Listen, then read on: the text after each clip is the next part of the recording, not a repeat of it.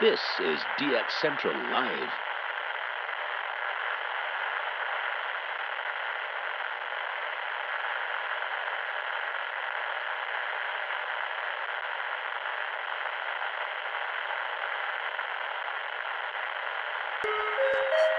This is DX Central Live.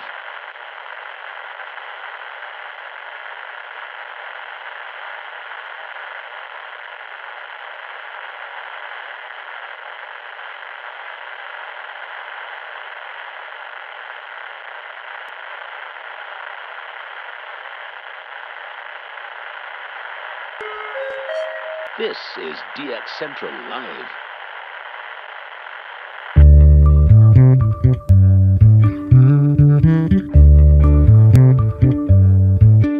Welcome to DX Central Live, Season 5.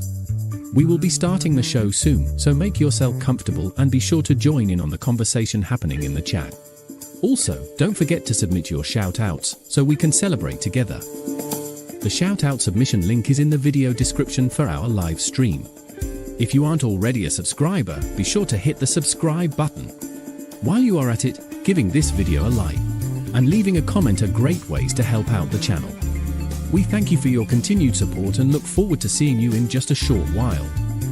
Now get ready for DX Central Live, Season 5.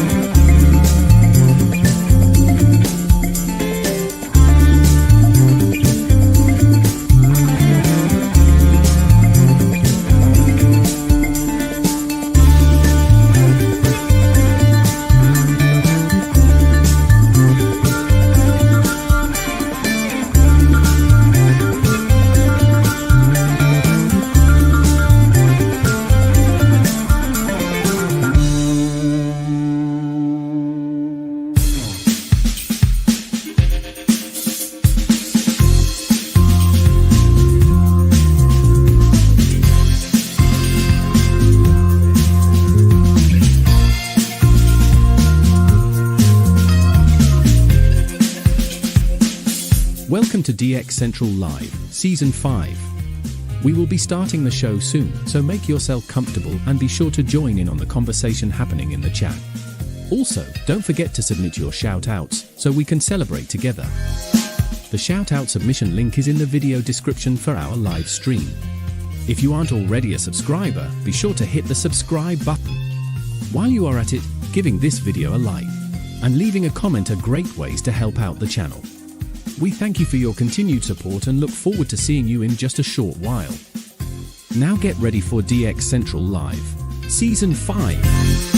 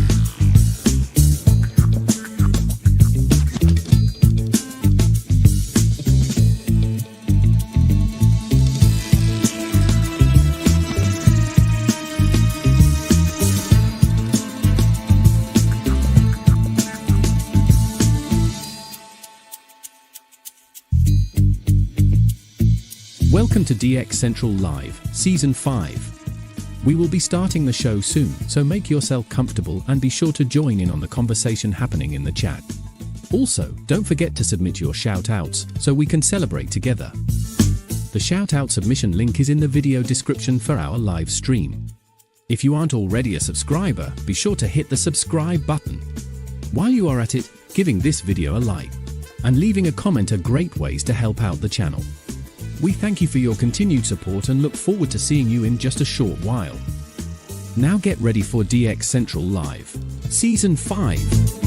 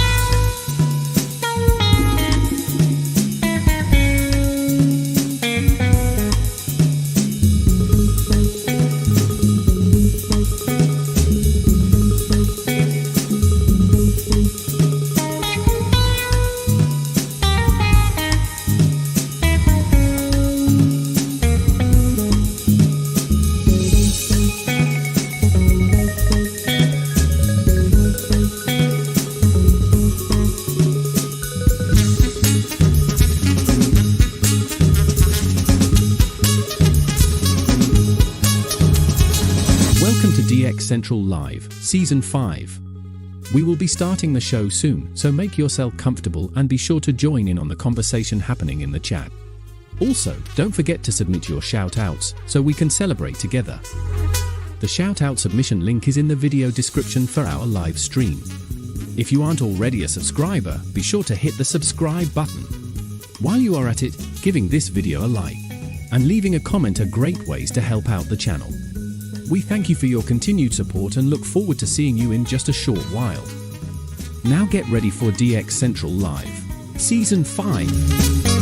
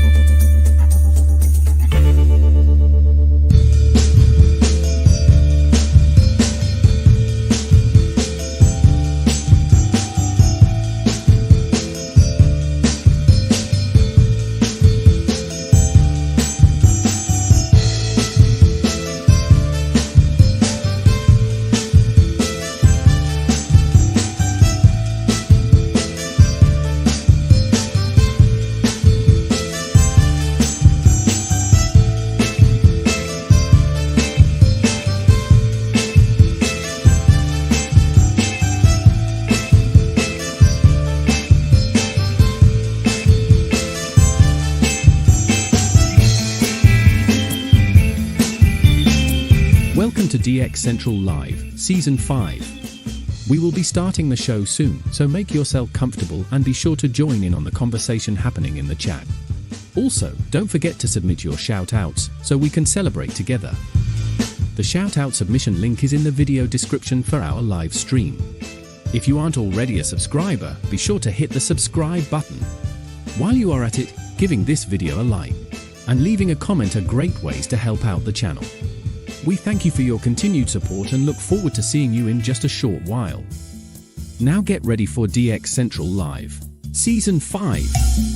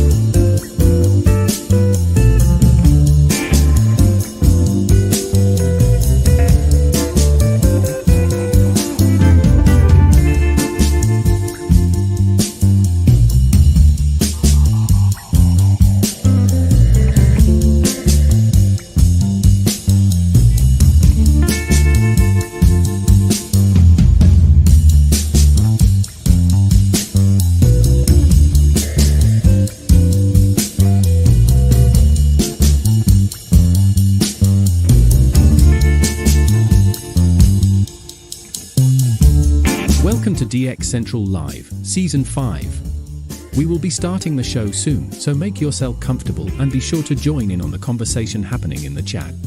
Also, don't forget to submit your shoutouts so we can celebrate together. The shoutout submission link is in the video description for our live stream. If you aren't already a subscriber, be sure to hit the subscribe button. While you are at it, giving this video a like and leaving a comment are great ways to help out the channel. We thank you for your continued support and look forward to seeing you in just a short while. Now get ready for DX Central Live, Season 5.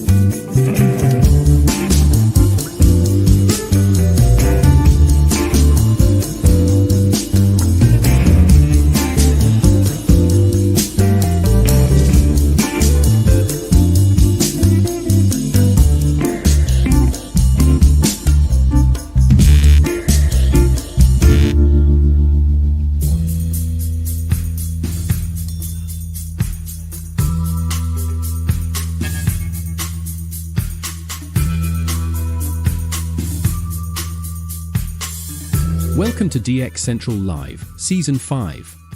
We will be starting the show soon, so make yourself comfortable and be sure to join in on the conversation happening in the chat. Also, don't forget to submit your shoutouts so we can celebrate together. The shoutout submission link is in the video description for our live stream. If you aren't already a subscriber, be sure to hit the subscribe button. While you are at it, giving this video a like and leaving a comment are great ways to help out the channel. We thank you for your continued support and look forward to seeing you in just a short while. Now get ready for DX Central Live, Season 5.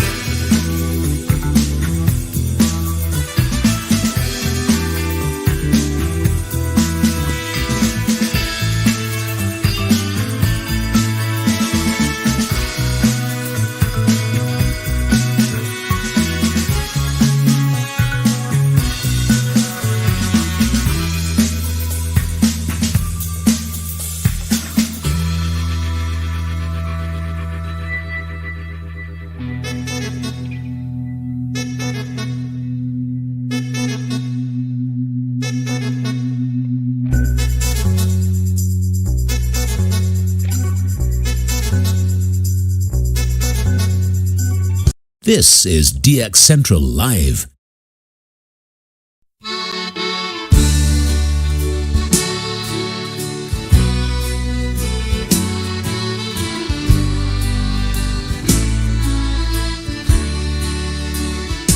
In the night, so dark and quiet, frequencies hum low like a riot. Tuning in with all my might, searching for a voice in flight. Cajun air, it holds the sound. Radio waves from town to town.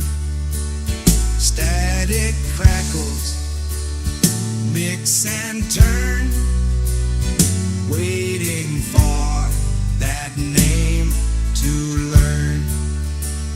Signal fades, the name's unknown, trying to catch it all alone. Mystery calls, the night, my friend, searching till the very end.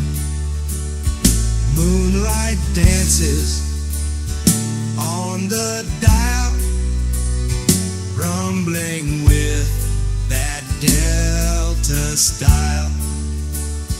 Notes float softly in the wind, still I wait for news to send. Signal fades, the name's unknown, trying to catch it all alone. Mystery calls, the night, my friend, searching till the very end.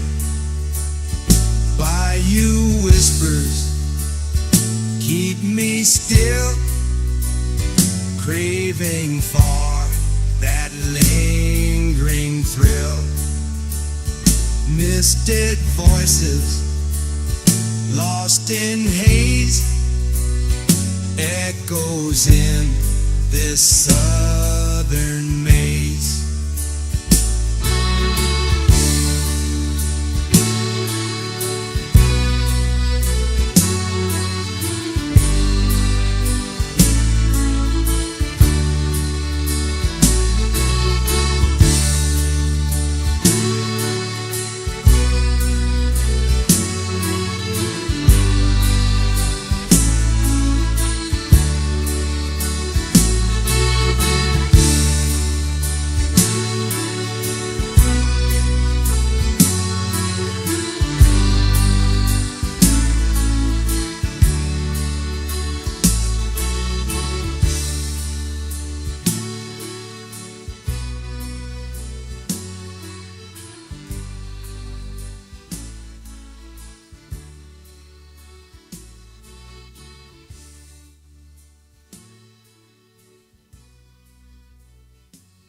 This is DX Central Live.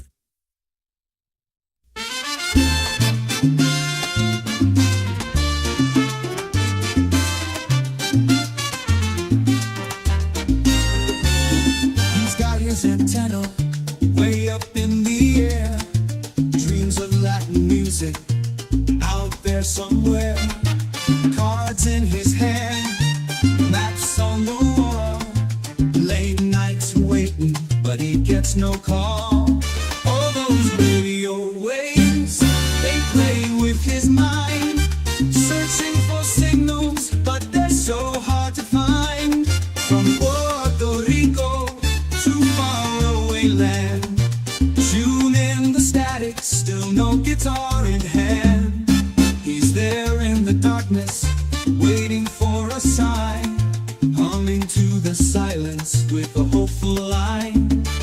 But the airwaves are quiet, nothing comes through. Just another night, feeling deja vu.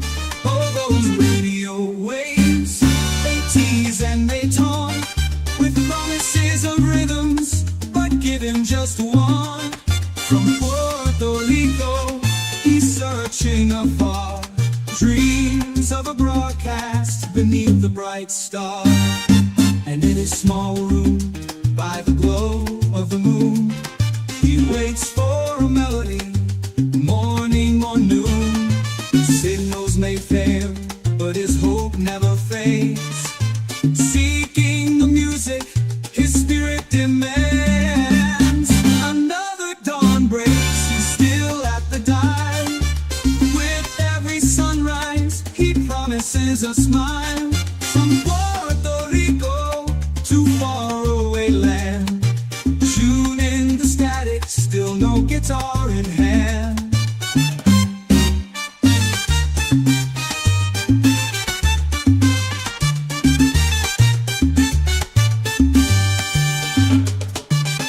He's there in the darkness, waiting for a sign, humming to the silence with a hopeful line. But the airwaves are quiet, nothing comes through. Just another night, feeling deja vu. Oh, those radio waves, they tease and they taunt with promises of rhythms, with a hopeful line. But the airwaves are quiet, nothing comes through. Just another night, feeling deja vu. And in his small room, by the glow of the moon, he waits for a melody, morning or noon. Signals may fail, but his hope never fades. Seeking the music his spirit demands.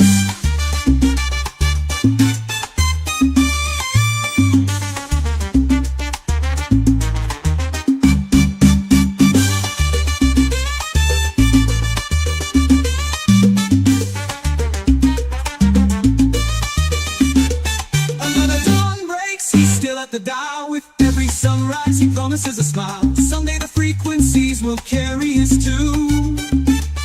Till then, he dances to the rhythmless blue.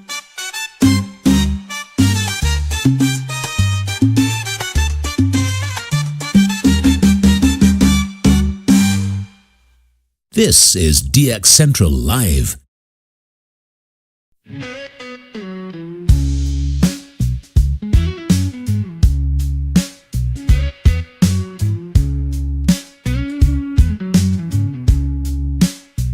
I got my radio on, just trying to get on it. But my baby says no way, so I'm stuck in this chair. I dream of signals far from north to east to west, but I can't put up no antenna. She says it's for the best. Dreaming of DX, signals I can't hear. My baby won't let me, so I'm sitting here in tears. That static calls my name, whispering in my mind.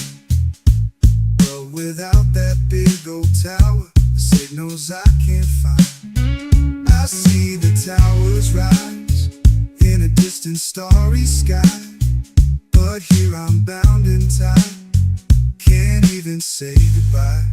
Dreaming of DX, signals I can't hear. My baby won't let me, so I'm sitting here in tears.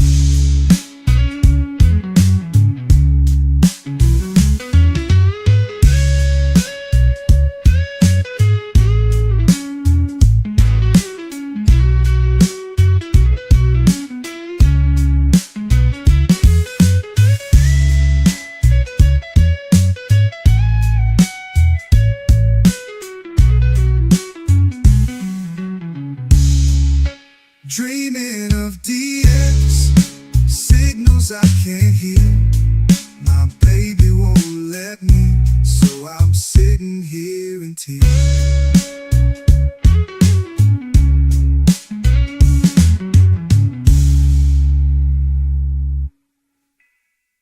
DX Central Live is brought to you in part by From long wave to satellites, medium wave through HF, ham radio to scanners. If you can DX it, the Spectrum Monitor has you covered. Editor and publisher Ken Reitz has assembled a who's who of radio writers to share their knowledge and expertise from a wide range of DX-related topics. Each month, the Spectrum Monitor's columnists dive into their specialties to give readers tips, tricks, the latest news and station updates, and more. The Spectrum Monitor also provides a monthly assortment of feature articles that give in-depth insight into the past, present, and future of DXing. You can get a full year of the Spectrum Monitor for only $24. Individual issues from the current year are available for $3 each. You can also purchase previous years of the Spectrum Monitor in their entirety for as low as $12. For more information, visit thespectrummonitor.com. That's thespectrummonitor.com. For more than 90 years, the National Radio Club has been at the forefront of providing DXers with the latest in station news, DX-related technical information, and reception reports from DXers around the world. The NRC's AM radio log, now in its 45th edition, is the most expansive and detailed resource of station information for US and Canadian radio stations that is available in any format. The club's publication, the DX News, is available in both print and electronic format and provides the latest information on call letter and format changes, construction permits, and other information to help keep DXers informed of the latest updates they may hear on the air. For more information, visit their website at nationalradioclub.org. That's nationalradioclub.org.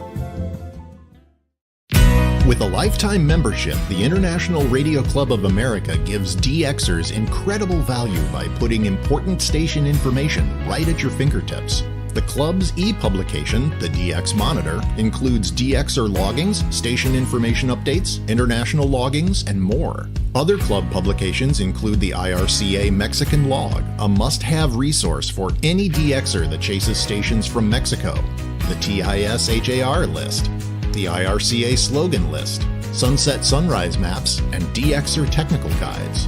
The joint IRCA-NRC email reflector and groups.io group is a hub for real-time DX conditions, station news, and DX-related conversation. For more information, visit ircaonline.org. That's ircaonline.org. Through crashes of static in quiet hours, we listen. In languages we can scarcely understand, and of places we have only visited in our dreams, we listen. Incessantly, we perfect our array of aerials, receivers, and resources. We refine our skills and our techniques so that we might listen. We are DX Central, and we're all about radio. Visit us at dxcentralonline.com or check us out on YouTube. Search DX Central. Keep up with DX Central. Follow us on Twitter at DX Central.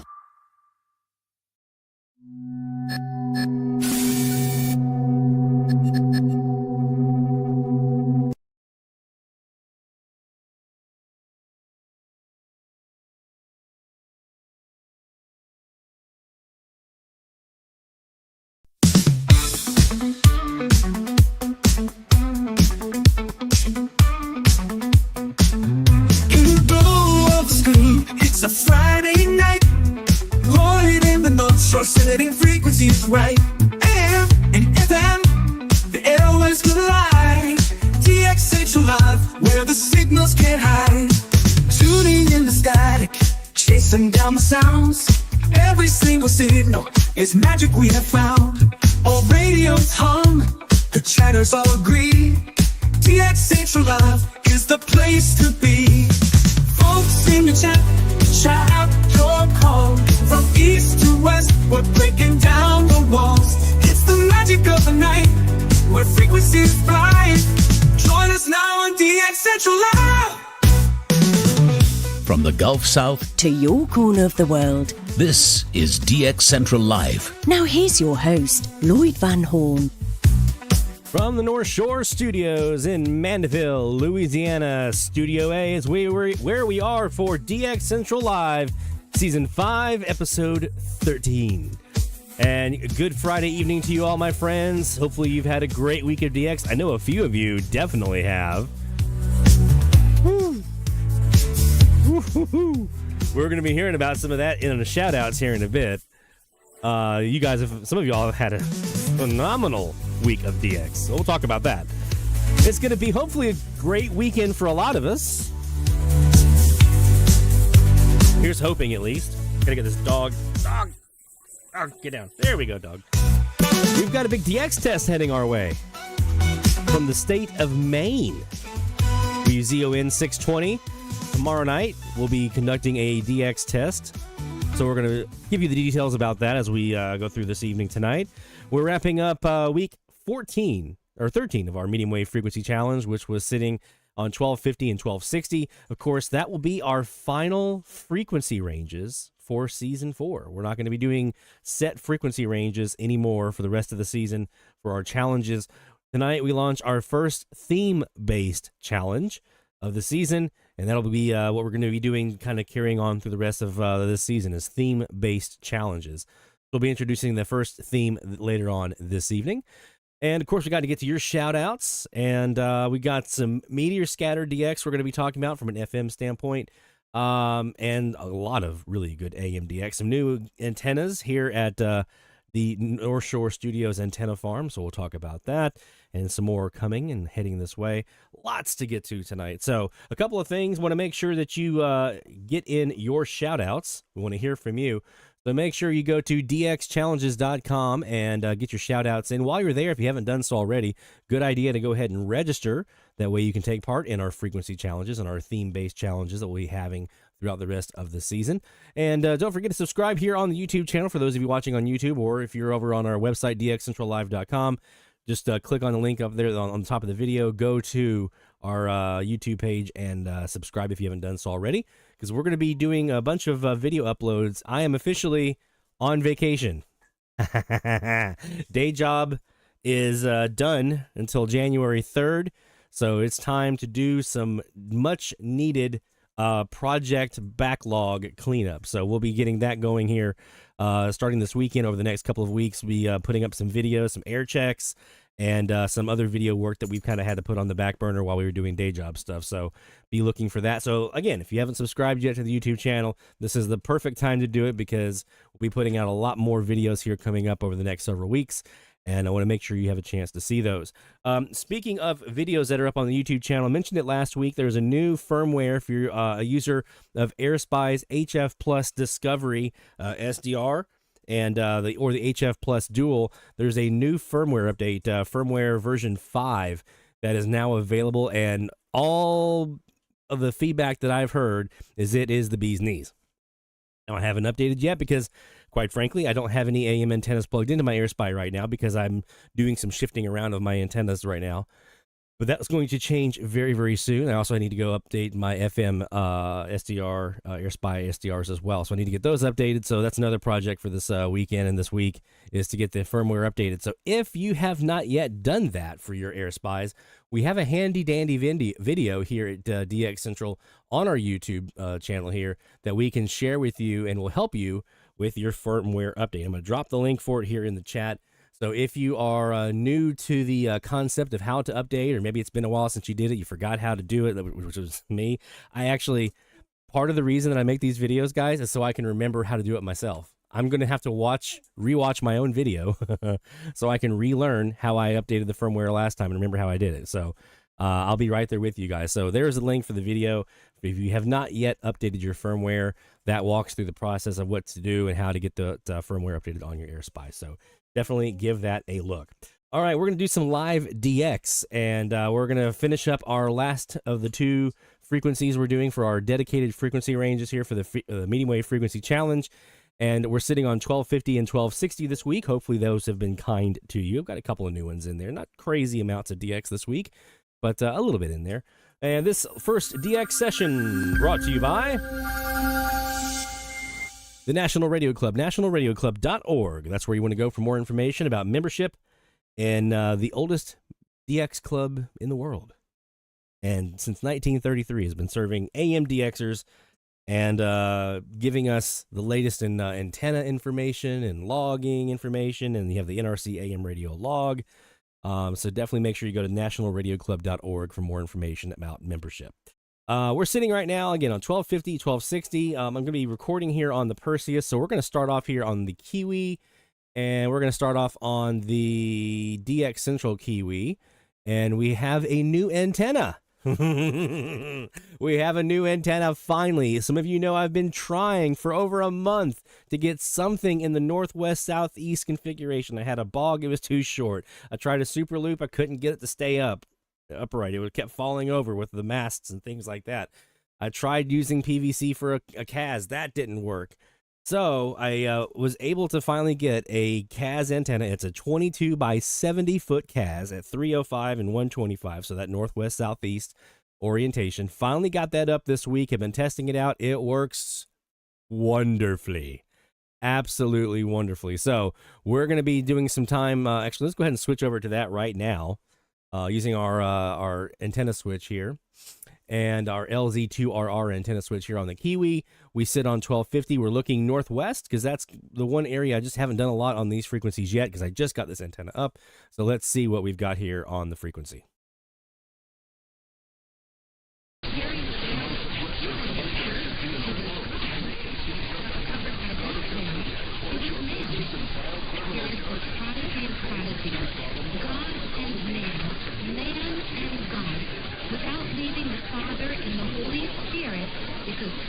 I've also got the vactrol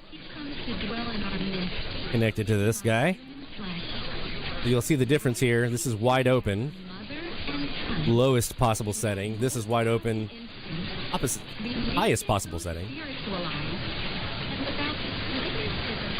Now you can see the difference. So look over on the left-hand side over here of the waterfall. You see some of the difference in how it's kind of more over here now on the left-hand side. When I back it back off again, takes a second to catch up.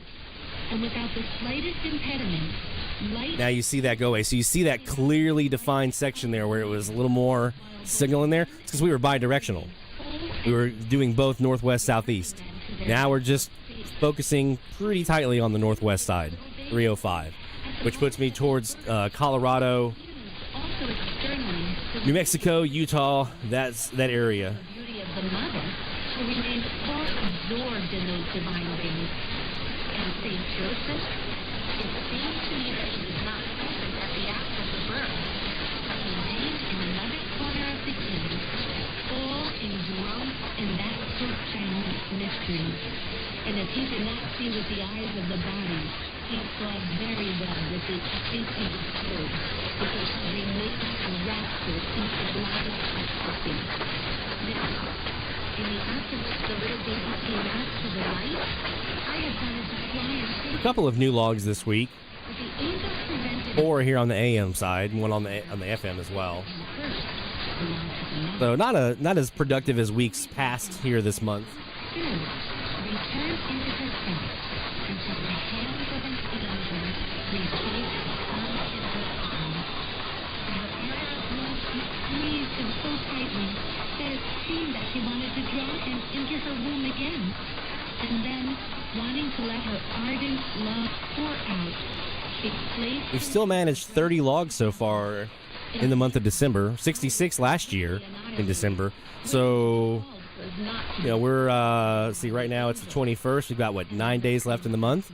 Come, So we're a little bit behind dear beloved. our pace that we had last year, but we're still looking pretty good. I think we'll still end up with a really good, solid month here in December. As she was saying this, I drew near Mama, and she hastened to me into my arms. Who can say the contentment, the kisses, the squeezes, the tenderness? We're going to turn off the camera for just a second. Out a little, I said, Be right back. My beloved, you have suckled the milk of our Mama. Share it with me. And he, all condescending, poured part of that milk from his mouth into mine, and then told me, my beloved, I was conceived united to suffering. I was born to suffering, and I died in suffering. And with the 3 nails with which they crucified me, I nailed the 3 powers, intellect, memory, and will, of those who yearn to love me, keeping them all drawn to myself, because sin had rendered them infirm and dispersed from their Creator without any restraint. As he was saying this, he gazed at the world and began to cry over its All right. miseries. On seeing him cry, I said, lovable baby, So who do we have here on 1250? there's a night so happy for one who loves you. Instead of pouring ourselves My guess is Radio Maria, KDEI. They've been pretty dominant this week in, on frequency. and as I said this, I began to sing. Jesus was amused at hearing me sing, and he stopped crying, and completing my verse, he sang his own, with a voice so powerful and harmonious that all other voices disappeared at the sound of his most sweet voice. Wow, she diverted Jesus and he began to sing. Incredible. Is that not beautiful? Cynthia, you are our in-house musician, and Wow. oh my gosh, would you as a musician long to hear the notes struck by the vocal cords of Jesus I himself? cannot imagine, or the Blessed Virgin Mary. It's unimaginable. They do That's got to be Radio Maria. Mary, but saying that St. Joseph would go into ecstasy. I would love to have KCUE, and I've got a plan for how I'm going to go after them. And other stations in Minnesota. We'll talk about that plan a little bit later on here in the show. Thank you so much. Laura, we are coming up to this. It's been such a wonderful show. We are coming up to the end here, but there is something very special. Laura has a very special gift to us, and Laura has many special gifts. And this is one of them. And she also has a musical gift, by the way. But this is her ability to write beautiful poetry, and I want, Laura, would you please read us your Christmas poetry? December so far has been absolutely our best month of the year so far. Of the season. As it usually is. October is usually a very good month for AMDX. December and January are very good months for AMDX. So DX Central Live Top of the Hour Alert.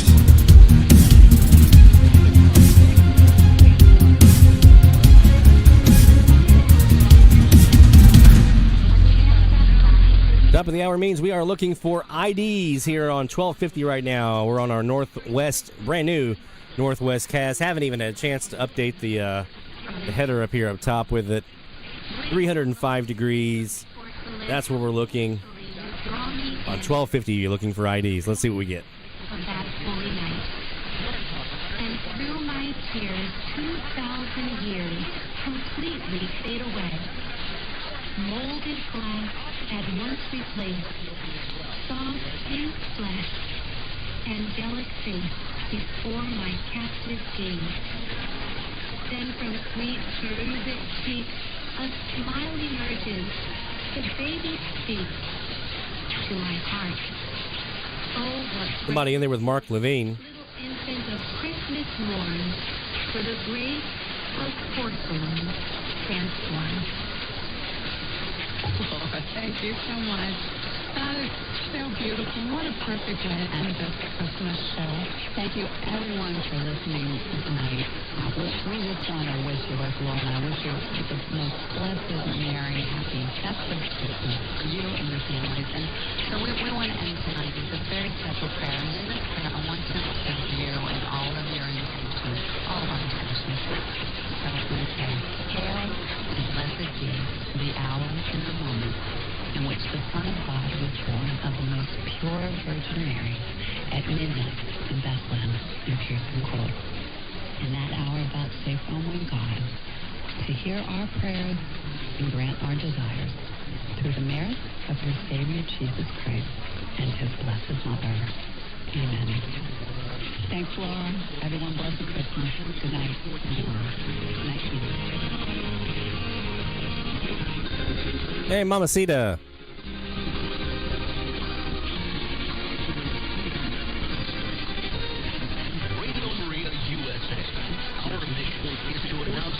Told you it's them.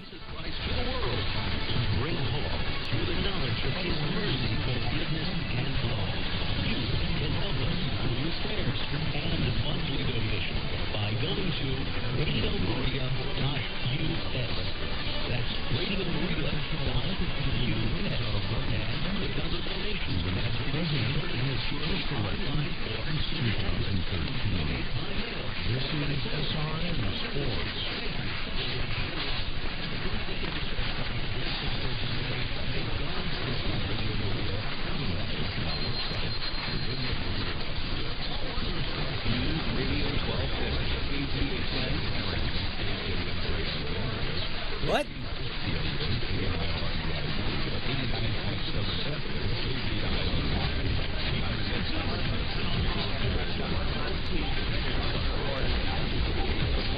We're going to go back over here. We're going to swap real quick to the Perseus. Because the Perseus I was recording on. And I should have an ID on that because I'm on the same antenna.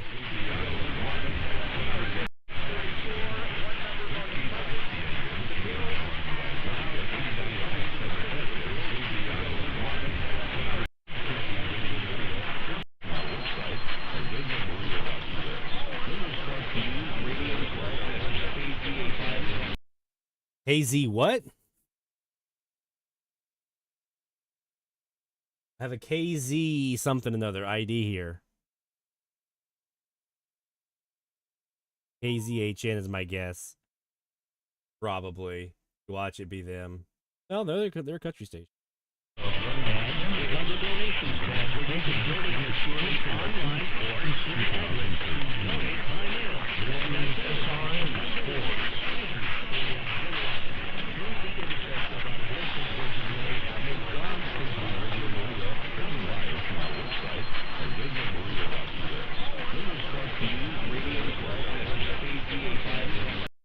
Okay, News Radio 1250 KZ something.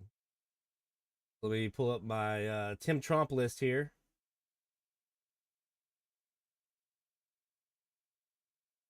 We've got 6 stations that are KZ. Yeah, News Radio 1250. Was it San Antonio KZDC? Is that who it is, Alan?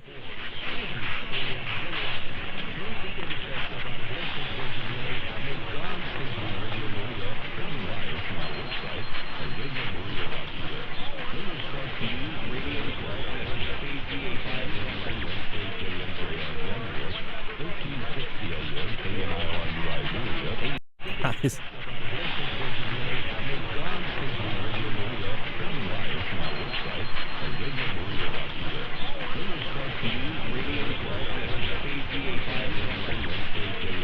Nope. It's not KZDC. It's something different. It's almost like a KZ.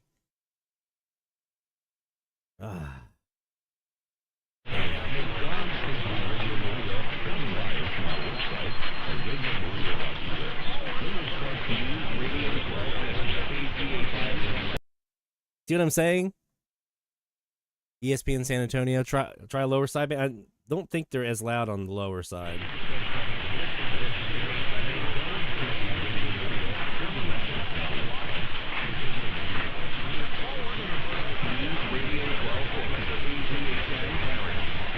KZHN Paris.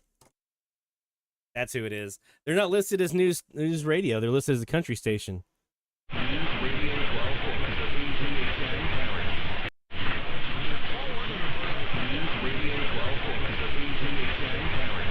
That's a new one. We'll take it. That's a new station for us. So here at top of the hour, we got a new station, KZHN Paris, Texas. and they're what, 95 watts is what they're listed as right now. So there you go. They're listed as News Talk Now, as Jacob says. Okay. I still have them showing both in Jaguar and on Tim's side is still doing country. So I'll let him know, update that. While we're doing that, we also had a couple IDs in there for KDEI Radio Maria. They were also IDing at the same time in there. Let's go to 1260 and see what we caught over here at the top of the hour.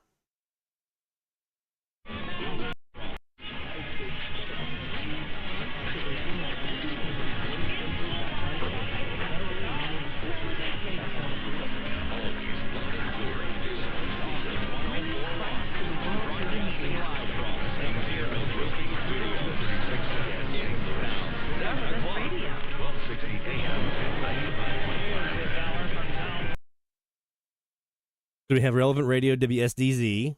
Well, it probably is WSDZ, I would assume. Let's go back and do that again. I know we have KSGF in there, the 104.1 out of Springfield, Missouri. They're definitely in there. We'll start off here in upper, and then we'll move to lower side.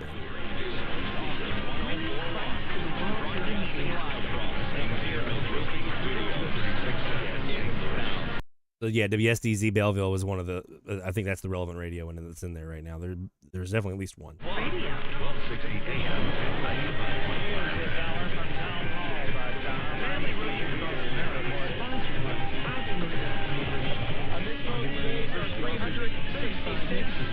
There might be more than one Relevant Radio in there, though.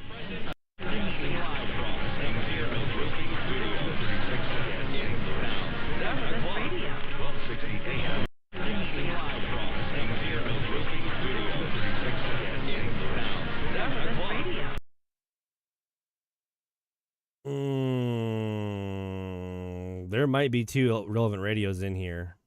Maybe. Let's try lower sideband on that.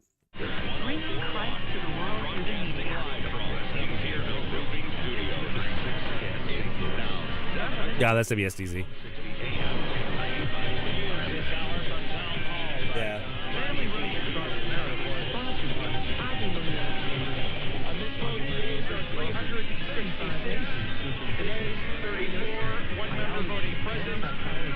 There are two 95.5s.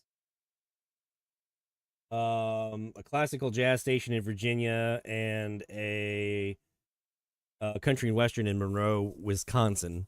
We're pointing away from both of those right now on the northwest antenna, so I wouldn't assume that those would be in there. I'm pretty sure that 95 is the 95.1, which is the FM translator for WSDZ Belleville.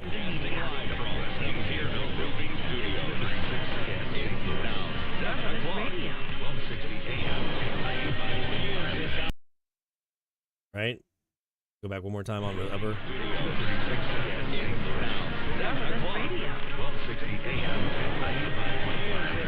Yeah, 95.1. That's who that is. That's the BSDZ. I thought maybe there was another Relevant Radio in there, but it was just the sound like the FM translator or something like that for SDZ. So those are all relogs there for us on 1260, but new one on 1250. Love seeing that in there. It's another Texas. We'll take it. New log's a new log, man. Puts us at 1231. All right, so we're going to take a quick break, and when we come back, we've got a bunch of stuff to get to. We got your shout-outs to get to, number one, because some of y'all especially have had yourselves quite the week. We've got to talk about that. We've got our new challenge format. We're changing out of the dedicated specific, I'll get it out in a second, specific frequency ranges. We're getting away from those for the rest of the season, and we're going to move to a more theme-based approach for the rest of the challenges, and so we'll announce our first one. And then I thought it might be a good time for us to kind of reflect on the first 4 seasons of the Medium Wave Frequency Challenge. Now that we have gone through all of the frequencies at least twice, to just kind of reflect on the numbers so far and kind of appreciate what you guys have done in the first 4 seasons of these frequency challenges. Because I was looking at the data last night, it's pretty remarkable. So we're going to talk about that. We've got some FM meteor scatter recording review to do, and also I saw some stuff on my auto logger, so we'll look at that tonight. We've got to talk about the WZON DX test coming up tomorrow night. It's going to be a great one. Looking forward to that. So we'll talk about that. And yeah, the new antennas that we have here up at the shack, the new antenna that's up at the shack, and another one that I'm planning to try to work off of, and some other stuff coming. So we'll talk about some gear type stuff for the gear heads out there. And then we have a special treat for you guys tonight to kind of help capture the spirit of the season that we find ourselves in. So don't go anywhere, my friends. More DX Central Live is heading your way right after this. DX Central, because we're all about radio. Visit us at dxcentralonline.com or check us out on YouTube. Search DX Central. DX Central Live is brought to you in part by... For more than 90 years, the National Radio Club has been at the forefront of providing DXers with the latest in station news, DX-related technical information, and reception reports from DXers around the world. The NRC's AM radio log, now in its 45th edition, is the most expansive and detailed resource of station information for U.S. and Canadian radio stations that is available in any format. The club's publication, the DX News, is available in both print and electronic format and provides the latest information on call letter and format changes, construction permits, and other information to help keep DXers informed of the latest updates they may hear on the air. For more information, visit their website at nationalradioclub.org. That's nationalradioclub.org. With a lifetime membership, the International Radio Club of America gives DXers incredible value by putting important station information right at your fingertips. The club's e-publication, the DX Monitor, includes DXer loggings, station information updates, international loggings, and more. Other club publications include the IRCA Mexican Log, a must-have resource for any DXer that chases stations from Mexico, the TIS-HAR list, the IRCA slogan list, sunset sunrise maps, and DXer technical guides. The joint IRCA-NRC email reflector and groups.io group is a hub for real-time DX conditions, station news, and DX-related conversation. For more information, visit ircaonline.org. That's ircaonline.org. From long wave to satellites, medium wave through HF, ham radio to scanners. If you can DX it, the Spectrum Monitor has you covered. Editor and publisher Ken Reitz has assembled a who's who of radio writers to share their knowledge and expertise from a wide range of DX-related topics. Each month, the Spectrum Monitor's columnists dive into their specialties to give readers tips, tricks, the latest news and station updates, and more. The Spectrum Monitor also provides a monthly assortment of feature articles that give in-depth insight into the past, present, and future of DXing. You can get a full year of the Spectrum Monitor for only $24. Individual issues from the current year are available for $3 each. You can also purchase previous years of the Spectrum Monitor in their entirety for as low as $12. For more information, visit thespectrummonitor.com. That's thespectrummonitor.com. Through crashes of static in quiet hours, we listen. In languages we can scarcely understand, and of places we have only visited in our dreams, we listen. Incessantly, we perfect our array of aerials, receivers, and resources. We refine our skills and our techniques so that we might listen. We are DX Central, and we're all about radio. Visit us at dxcentralonline.com or check us out on YouTube. Search DX Central. Keep up with DX Central. Follow us on Twitter at DX Central.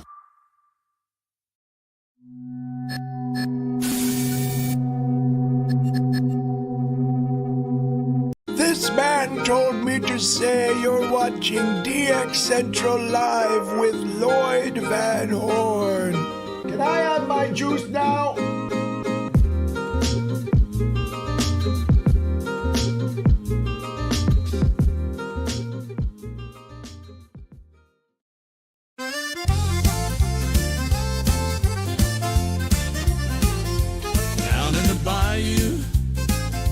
Zydeco plays. I'm spinning a dial through the holiday haze with the gumbo signals from the Cajun sky. I'll catch me a station from way up high. Oh, Santa, bring the DX from the swamp to the sea. Let the music roll, let it dance with me. From the Gulf Coast waters to the northern gleam, all I want this Christmas is a DX dream. With my fiddle From the in DX hand, Central North Shore Studios, this is DXC Live. Now here's your host, Lloyd Van Horn. bring that holiday cheer. It's DX Central Live from the North Shore Studios. Studio A is where you'll find us every Friday night here at 6:45 Central Time. Let's let that accordion roll. Let's do it. Oh, Santa, bring the DX from the swamp to the sea. Let the music roll, let it dance with me. From the Gulf Coast waters to the northern gleam, all I want this Christmas is a DX dream. Laissez les bon temps rouler, as they say down here. Signals my tune. We are bringing you a live DX and DX-related conversation every Friday night here on DX Central Live. And let's go ahead and keep with our kind of festive mood that we have here. Let me change that camera. Here we go. Camera 1. I wanted to do something a little bit different tonight to kind of kick us off, because this will be our last show before Christmas. So our way of just kind of bringing a little DX cheer to the season. And hopefully it helps you find some joy, puts a smile on your face, whatever it might be. So this is our rendition of the DXers Night Before Christmas. It was the night before Christmas, and all through the shack, not a signal was stirring. The bands had gone slack. The radios were tuned with precision and care, in hopes that some DX soon would be there. The logbooks were nestled, ready to be used in an instant, with visions of call signs, exotic and distant. And I in my headphones with the dials aglow had just settled in for the DXing show. When on the band there arose such a clatter, I sprang into action to identify the chatter. Away to my dials I tuned with a flash, I tightened my filters to knock out the hash. The static on the band, so quiet and slight, gave a hope of rare stations on this festive night. When what to my wondering ears should I hear but a faint station ID, yet still so distinct and so clear. Among sports and talk stations, as if some form of mercy, I knew in a moment this must be New Jersey. As if from the graveyard more signals they came, while I whistled and shouted and called them by name. Now Idaho, now Oregon, now New Hampshire and Vermont. On to Peru, on to Ecuador, all the places I want. To the top of the dial, to the bottom, don't stall. DX, DX, DX for us all. The ionosphere helped the signals to fly as they met with a layer and bounced from the sky. So too up the antenna the waves they did move, with a load of new stations all ready to prove. And then in a twinkling, I heard on the air the prancing and dancing of signals so rare. As I leaned in closer, adjusting the gain, in came a station from far off Maine. The modulation was clean, with sweeps and Morse code, its content welcomed in this humble abode. And as IDs played back to back, I scribbled down my notes, quick as a jack. My headphones tight grip I could not let go, for fear of missing out in this rare DX show. With a twinkle in my eye and a beat of my heart, each distant voice felt like a fine work of art. Spoke not a word, kept straight to my work, logging each station with a satisfied smirk. Finally, I laid down my pen beside the great log, switched off the radio, and I patted the dog. And then sprang to my feet, with my heart full of delight, wishing a merry DX to all, and to all a good night.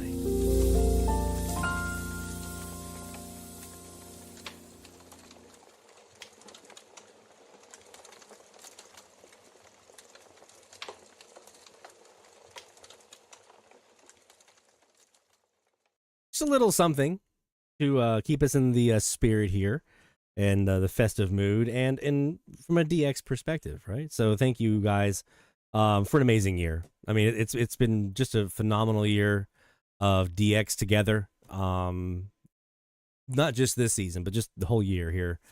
So I appreciate you all, the support that you've given us here. And hopefully we'll continue to do so as we continue to try to bring you more content in the coming year. And yeah, and hopefully some great DX. Speaking of, kind of referenced there in the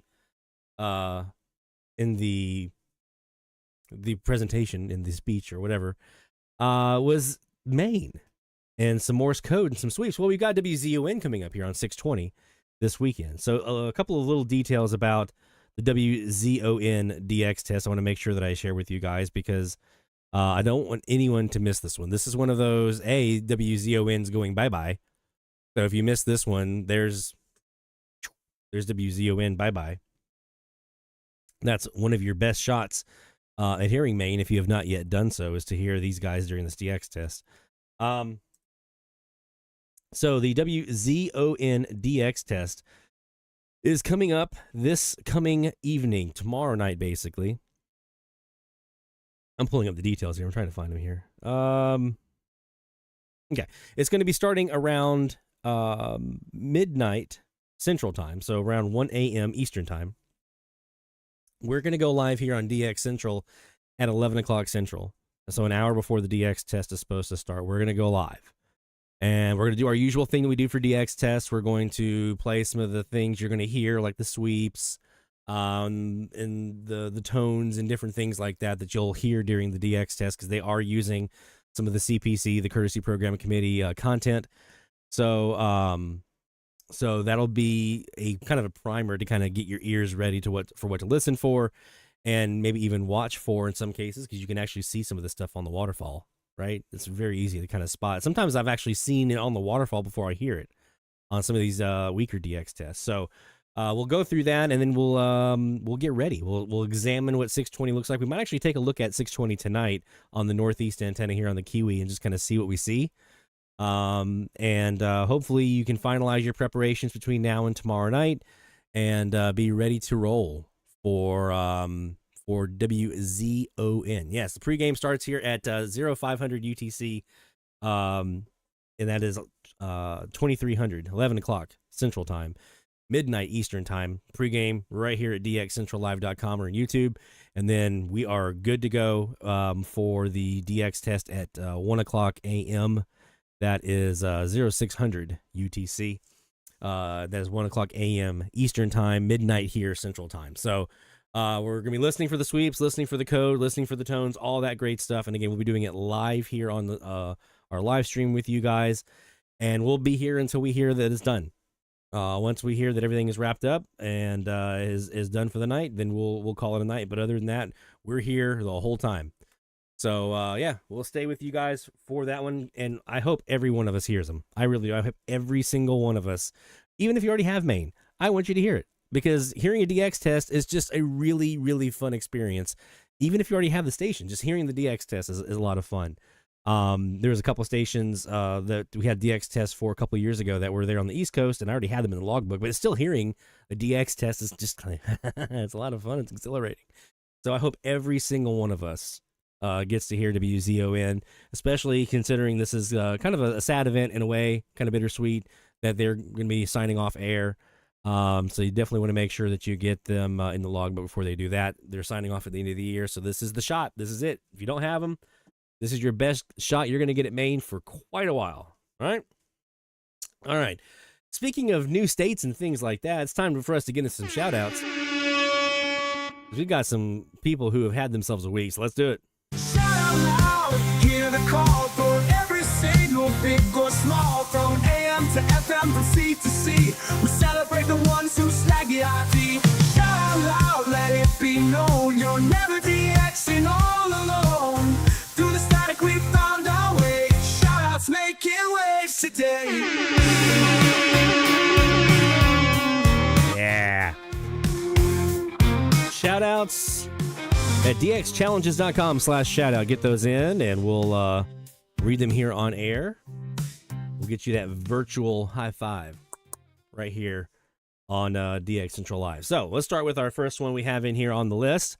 Again, dxchallenges.com/shoutout. So if you have new states, new countries, new logs, just new stations, new gear, if you learned a new skill this week, here's a fun thing we'll do for the next couple of weeks, okay?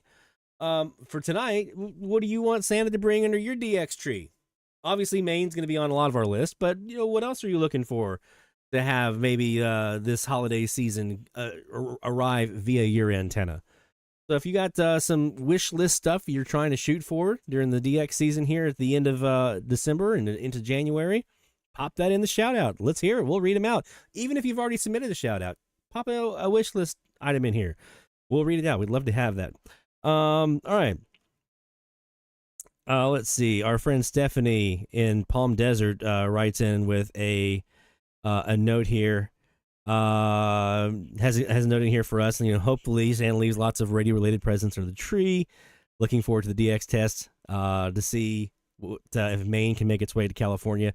Does have a new log here, and this is a cool one because it's one that we hear. It's one of those things in DX we see it all the time, right? Somebody's like, "Oh my goodness, I heard this station," and there's like someone who's gonna say either, "Oh, that's my local," or "Ugh, I hear them all the time, they're a pest." But man, when you get that one in your logbook for the first time, it's a really good feeling, right? So for me, KSGF, I'm like, yeah, that's awesome. I hear them all the time. That's really cool to see that someone in California, though, is hearing them, and Southern California is freaking awesome.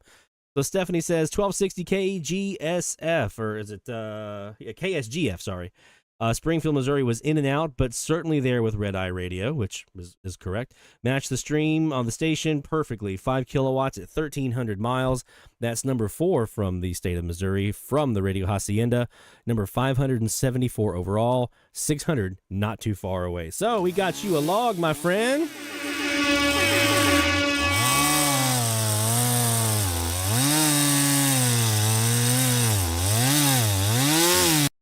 All right. Well done, Stephanie. Kudos to you, my friend. I think she'll be joining in here a little bit later on. She had a delay. So she might be jumping in later on. But if not, we'll have her in here probably next week. Tim Trump, Mr. DX Magnet himself. Here's all the DX. If you're ever not hearing DX, it's probably because Tim Trump's got it. And he won't let it go. I'm just kidding. He really does hear all the DX up there, though, in Michigan. And some shout-outs for Tim here. Oregon number 7.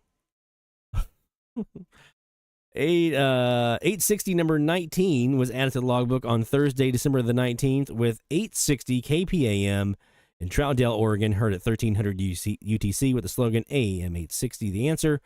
Call sign mentioned to the answer, portland.com. This was a very weak reception, caught on the 140-foot northwest DCAS. So that's what, 7 o'clock UTC, or 7 o'clock Central Time, 8 o'clock Eastern, heard Oregon. 7th Oregon there from Michigan. Well done, my friend.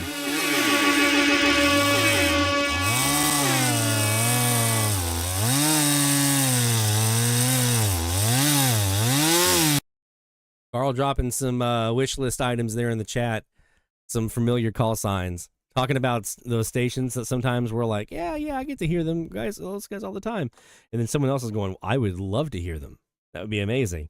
I try to always remember that when I'm talking about, stations where I'm, like, I hear them all the time, or they're a pest. I try to remember there's somebody over there that would go, well, I would love to hear it. So I try to keep that in mind. Because there's 3 Carl has that are regular visitors here on the Gulf Coast, but Carl's like, man, I really want those 3, and by golly, go get them, man. Speaking of Carl, our friend Carl up in Tennessee, Carl has 8 new ones this week. 5 of those on challenge frequencies on 1250 WYTH Madison, Georgia, WGL Fort Wayne. Man, I wanted that one. I thought I had him for a second. But didn't hear Fort Wayne this week. I'm going to come back to that one, though, and try to get them again soon. WRAY in Princeton, Indiana. WCHV, Charlottesville, Virginia. And then on 1260, WMDG, East Point, Georgia. And 1560, WAHT in Cowpens, South Carolina. The Cowpens. I got stories. 550 KTRS, St. Louis. 620 WTMJ, Milwaukee for New Wisconsin. This brings the totals to 920 stations for Carl. Outstanding. Well, my friend, first we got to do this.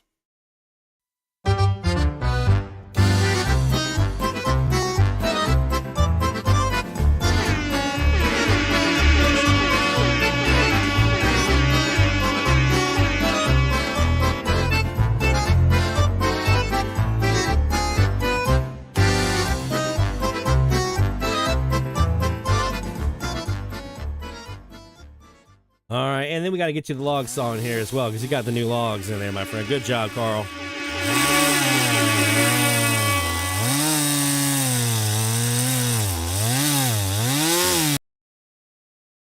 Ooh, we got a lot of these in here now. Awesome, awesome, awesome. A lot of shout outs. You guys are getting some great DX. It always definitely ramps up around this time of the year. Rick Dow in Nebraska, our friend Rick here. Hawkeye Rick in the chat. AKM 950 Franklin, Tennessee at 1640 Central Time on Monday with AM 950 WAKM distinctly heard in a promo for coverage of University of Tennessee football. Boo. The monthly EAS test from WTEL 610 Philadelphia yesterday morning at 3:46 as well. Some 2 new logs there for Rick. Well done, my friend.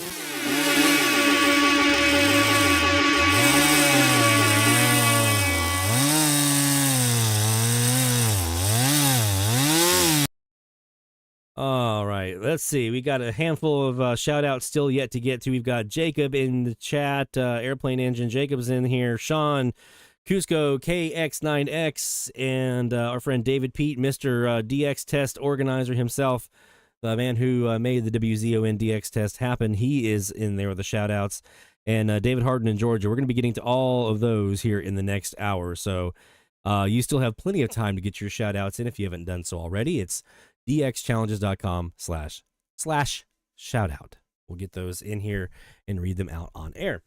Aaron, let's talk about our new DX tests. Or I was reading one word and trying to say another. Let's talk about our new antennas. We have one new antenna up right now. This is the one I mentioned earlier, the 305 by 125, or 305 and 125 degree, 22 by 70 has.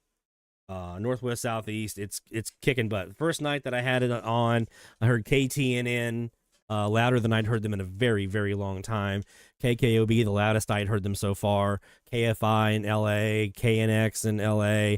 Thought I had KLAA for a second on 830, maybe in there, maybe some KNBR on 680, and I was chasing Clovis 790 KFPT as well, and I thought I might have had him in there for a second. But it turned out to be not them. But it had a couple of stations I was chasing in there out west, so it was definitely doing the trick. Got a couple new logs off of it. We'll get to those. We do our next round of shout-outs as well. But yeah, that antenna is absolutely crushing it. That's always been a good orientation. I've had multiple antennas in that kind of spot right there. That 305, 125. I've had 1, 2, 3, 4, I think so far before this one. This is the 5th antenna I've had in that spot. And it's always worked really, really well for me. But I think this actually might be doing better than some of those other ones that I've had up before, including the big 20 by 97 super loop that I had in that spot before. The last antenna that I had there. I think this CAS is working better than that was. So be interested to kind of see what else might come in, especially when I swap it back around and I put the orientation at the 125 degrees southeast. And also when I get, I've got a vactrol on there right now, so that's cool. So yeah, that antenna is doing what it's supposed to do. It's crushing it. I do have plans to do after the DX test this weekend. I'm gonna do some swapping. I've got now 3 antennas. Let me see if I actually can find this. I'll put it up here on screen for you guys to kind of show you what I'm talking about here. I've got 3 antennas though that I am going to be kind of rotating around. They're all 3 in the backyard. And then I'll have 2 antennas that are kind of permanent fixtures here. So let's look at let's start with the permanent fixtures. The permanent fixtures that will always be up is the 305, 125. That's always going to be there.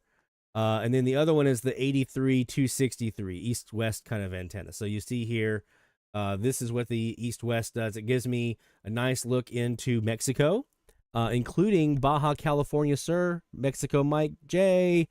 You better believe I'm going to be sitting on 1180, and I forget what the other frequency was that you guys were talking about. Somebody was talking about this week for Baja California South. There was 1180 and another frequency. I do want to chase that. I have the north. I'm looking for the south, and then a couple of others in here. So that 263 gives me a nice look in there. The 83. It does a really good job, and obviously in the South Georgia, South Carolina is really good in there, North Carolina, Virginia, but also that's the one I heard to be PGP up here in Pennsylvania, a couple of Virginia stations. So it does really well on this East Coast as well. So that's going to be one I'm going to be keeping an eye on. I doubt it's going to be enough to be able to probably pull in Maine, but I will keep an eye on that. The main antenna, though, for Maine is going to be my northeast southwest CAS that I have. That is represented by this orange dashed line right here. It's at 35 degrees, so you can see it puts Maine kind of right in the just to the right here. It's about 10 degrees off. Maine is the WZON Bangor, Maine is about 10 degrees off the center line of this CAS. So the 83263 is the west, east-west. Again, you have the northwest, southeast. Look at this northwest, though. Look at that. I mean, it's right into Utah, right into Colorado, New Mexico, Arizona, Nevada, up into Oregon. That's the center line of this this antenna. So I'm really, really hoping that some of the things that I'm looking for and trying to find are going to show up in here on this antenna. And then look at the southeast side. I mean, you talk about the Caribbean and into Venezuela and Brazil. I mean, that's what I'm talking about, man. Give me that. Give me that Caribbean stuff. That's what I'm looking for on that south side. Then we have these three antennas that we're going to be rotating. They're represented by these dashed lines here. The first one here I mentioned is the orange one. That's the northeast southwest at 35 and 215. Then we've got, when that one's not up, we also have a 15 195 super loop. You see the 15 here gets me into Indiana, Michigan. This one does really, really well into Michigan, Wisconsin, Indiana, Illinois, up into Tennessee. So that one does really well. Down on the south side, it's right here into the bend of Mexico, into parts of Central America. So that 15 195 has done pretty well for me. It's a super loop. It's 22 by 72. Does great. But this purple line is my next adventure. So if I kind of zoom back out here again, you'll see, if I was to just ignore this purple line for a second, you'll see I've got this I would have this big gap right here, a little bit of a gap right here, but there's not really a whole lot here in this gap, honestly. The 83 degree super loop is doing pretty well for this little gap right in here.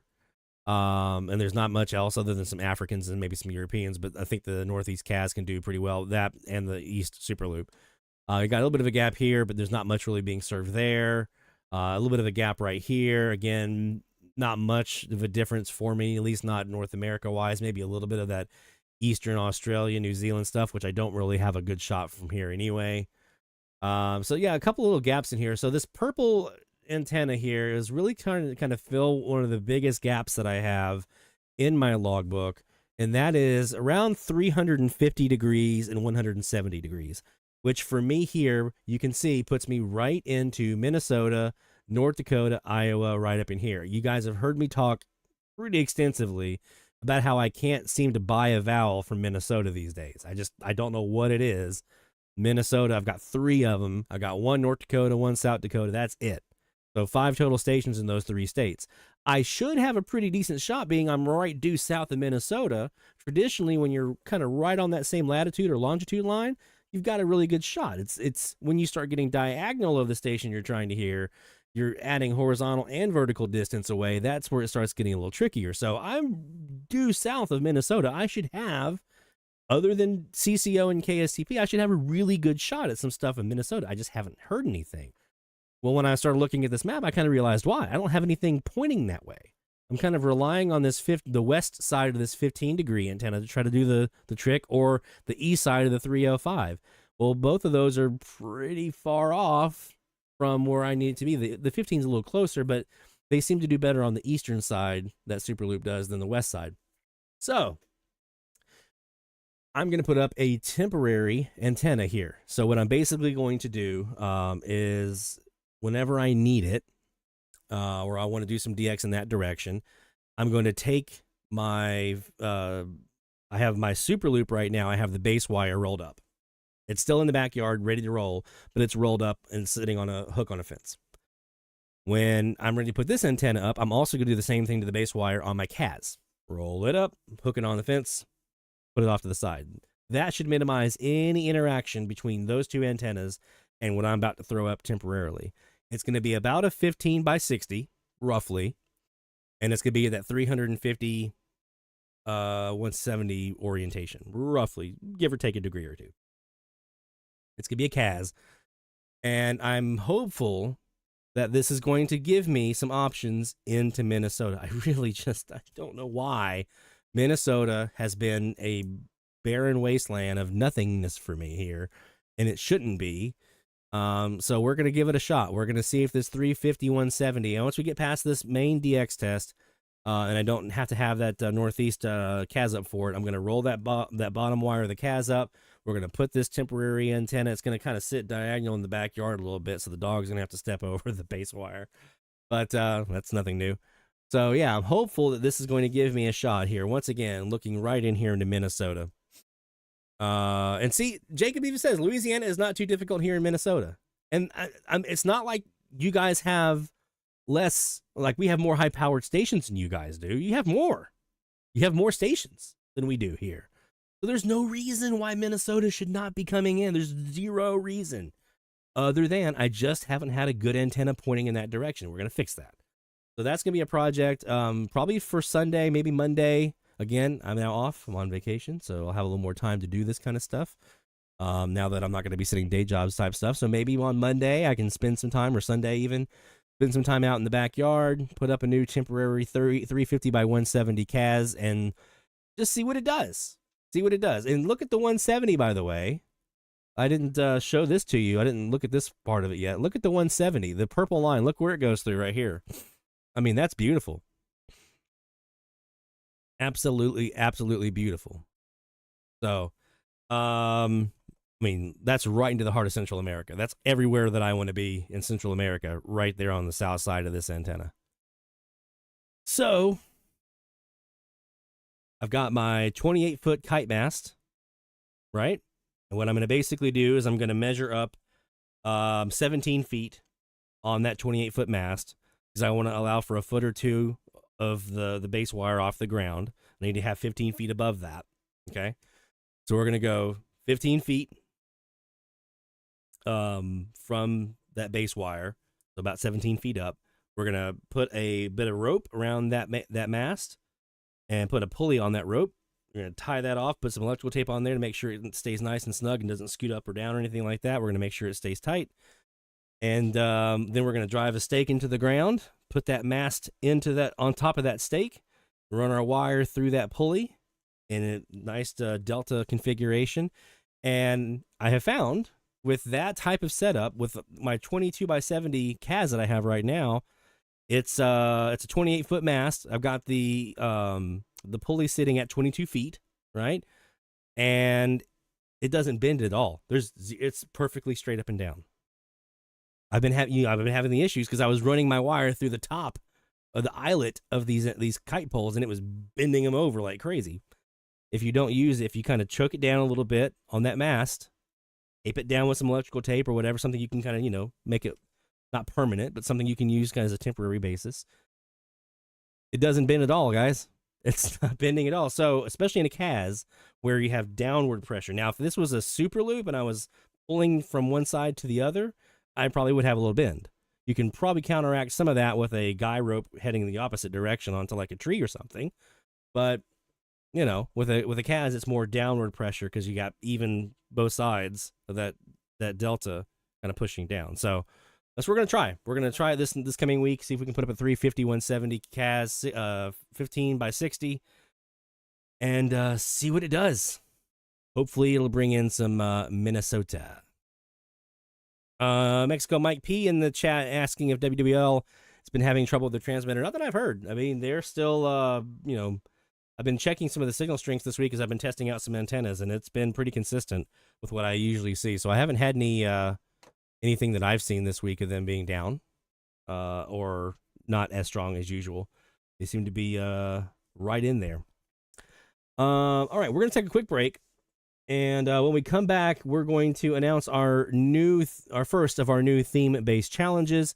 And then when we get to the next hour, we're actually going to look at some numbers from the first 4 seasons. It's been a remarkable run so far of frequency challenges, what you guys have been putting into the logs. But I want to take a second to kind of look back and reflect upon that. So we're going to do that, and we'll have more of your shout-outs and more coming up right after this on DX Central Live. Don't go anywhere.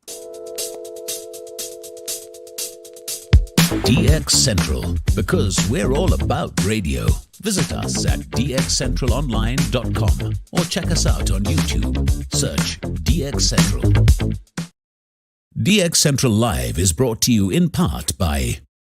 With a lifetime membership, the International Radio Club of America gives DXers incredible value by putting important station information right at your fingertips. The club's e-publication, the DX Monitor, includes DXer loggings, station information updates, international loggings, and more. Other club publications include the IRCA Mexican Log, a must-have resource for any DXer that chases stations from Mexico, the TIS-HAR list, the IRCA slogan list, sunset sunrise maps, and DXer technical guides. The joint IRCA-NRC email reflector and groups.io group is a hub for real-time DX conditions, station news, and DX-related conversation. For more information, visit ircaonline.org. That's ircaonline.org. From long wave to satellites, medium wave through HF, ham radio to scanners. If you can DX it, the Spectrum Monitor has you covered. Editor and publisher Ken Reitz has assembled a who's who of radio writers to share their knowledge and expertise from a wide range of DX-related topics. Each month, the Spectrum Monitor's columnists dive into their specialties to give readers tips, tricks, the latest news and station updates, and more. The Spectrum Monitor also provides a monthly assortment of feature articles that give in-depth insight into the past, present, and future of DXing. You can get a full year of the Spectrum Monitor for only $24. Individual issues from the current year are available for $3 each. You can also purchase previous years of the Spectrum Monitor in their entirety for as low as $12. For more information, visit thespectrummonitor.com. That's thespectrummonitor.com. For more than 90 years, the National Radio Club has been at the forefront of providing DXers with the latest in station news, DX-related technical information, and reception reports from DXers around the world. The NRC's AM radio log, now in its 45th edition, is the most expansive and detailed resource of station information for U.S. and Canadian radio stations that is available in any format. The club's publication, the DX News, is available in both print and electronic format and provides the latest information on call letter and format changes, construction permits, and other information to help keep DXers informed of the latest updates they may hear on the air. For more information, visit their website at nationalradioclub.org. That's nationalradioclub.org.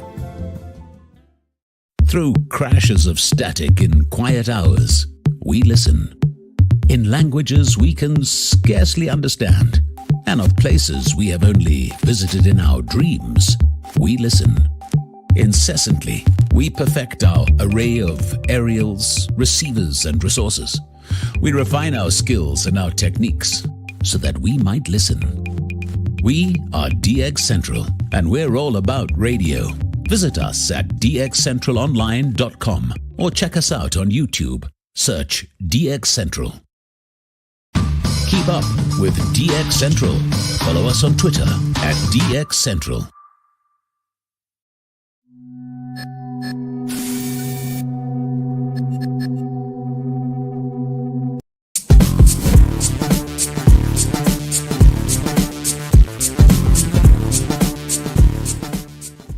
This has been, and I don't think I'm exaggerating. I've got the data to back it up. This has been one of the best weeks of AMDX I have ever had as a DXer.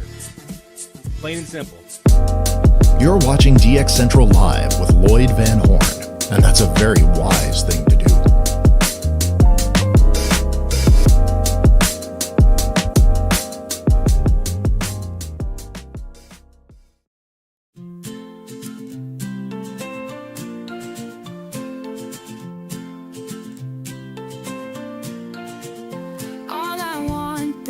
Christmas under the tree so bright is a brand new station from the distant night, with my radio glowing and antennas raised high. I'll tune in the whispers from a faraway sky. Oh Santa, bring the signals from lands far and wide. Let the DX magic be my Yuletide guide, from Tokyo to Sydney on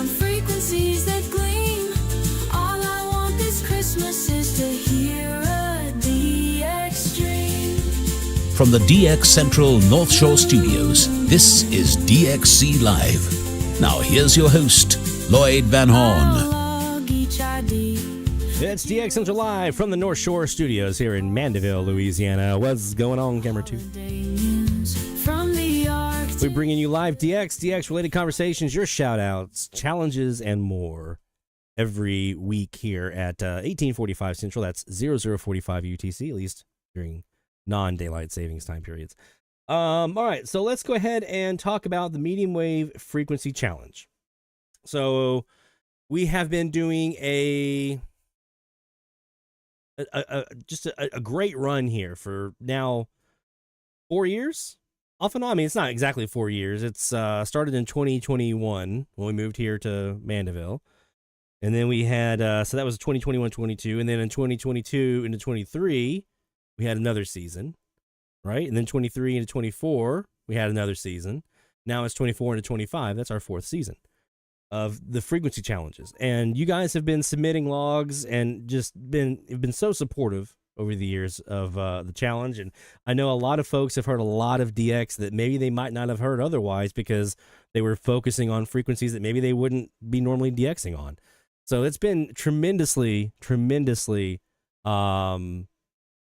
gratifying. And it's just a great feeling to see all the folks out hearing what they've been able to hear during our challenge frequency ranges we've had. Now, we're not going away from those permanently. We're going to come back to those at some point. But I do want to change it up a little bit as we do the rest of this season 4 of the challenge. So what I want to do is move to a theme-based approach, something that's a little different. So instead of saying, okay, this time you're DXing from this frequency to this frequency, starting this week, we're going to change it up, and every new challenge is going to be based off a certain theme, whatever that one is, right? Now, this first one we're going to do is just 1 week. I wanted to do something a little lighter because it's a holiday. A lot of folks are going to be spending time with families and things like that, or focusing on other things. So I wanted to give everyone, I mean, obviously the DX test in Maine, I wanted to give everyone a chance to still do something that was a challenge, still do something that was going to push them to get new things that maybe they haven't paid attention to in a while, but not something that they had to just grind on the radio all the time for. We're going to be getting to that soon. So all the other challenges are 2 weeks long. This one's 1 week. Okay, so we'll have a new challenge again next week, and then we start our 2 week cycles. Okay, and everything from there is every 2 weeks.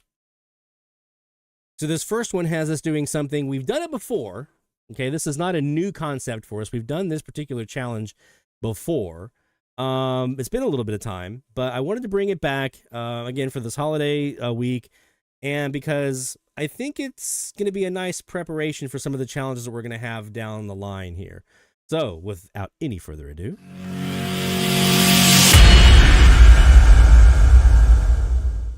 in the day of evil, having done all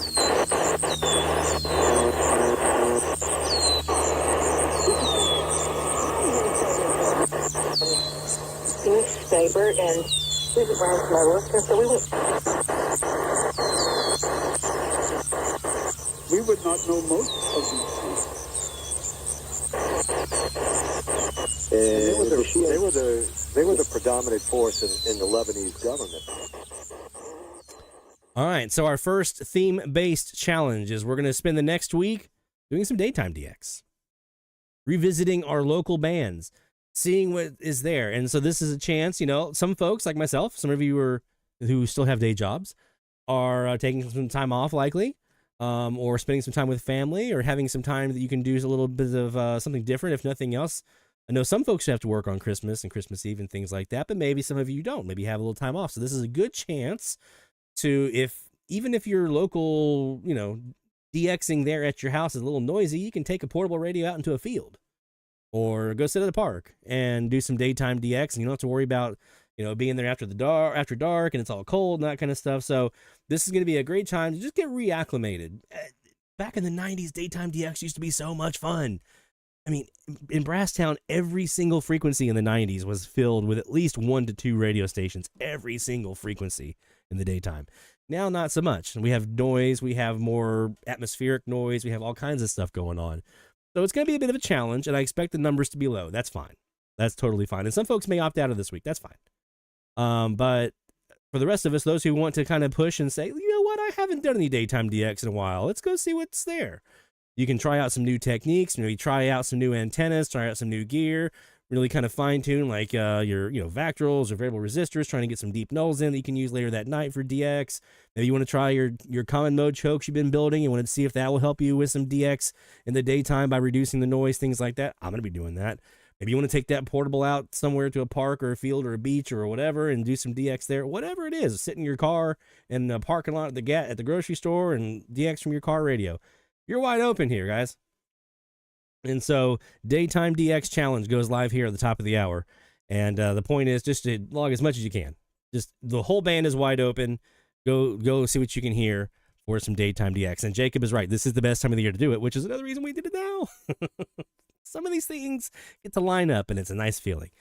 So Daytime DX Challenge, we'll have a new challenge, theme-based challenge starting next week, and then we'll be on our 2-week cycles. But this 1 week here, I didn't think we needed 2 weeks to do a daytime challenge. You can pretty much cover that in a week. This will be your chance to go get reacclimated with your band. With that being said, normally this time of the year, or this time of the night, we would go start our new frequency range. But we have no frequency range. And especially since we're doing daytime DX for our challenge this week, you guys let me know. Where do you want me to DX here at the top of the hour? Okay. For our purposes, Jeff, we're using 1 hour. It's typically 2. It's typically 2 hours after local sunrise, 2 hours before local sunset. Okay. But that really, I wanted to give, this time of the year anyway, daytime is going to have a little more skywave component to it anyway, but I wanted to give folks a little bit of a chance to kind of, you might have some of that stuff on the edges of that window. If we do 1 hour after 1 hour before, you might have a little bit of that might have a little bit of skywave or some gray line enhancement, things like that. I'm okay with that. This is not like super science here. But at least I wanted to give some folks a chance to kind of feel it out a little bit. Okay. So we're going to go with 1 hour after your local sunrise to 1 hour before your local sunset. That's our window. Give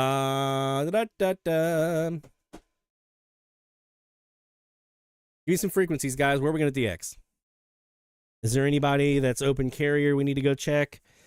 I've got some ideas for some things I can chase here, but you tell me where you want me to DX here top of the hour, and we'll go look. I know Mexico Mike P was in the chat talking about WWL. Well, obviously they're going to be loud here for me, but let's take a gander. 30 days for free. Hey, it's Tommy Tucker. DX Central Live Top of the Hour Alert.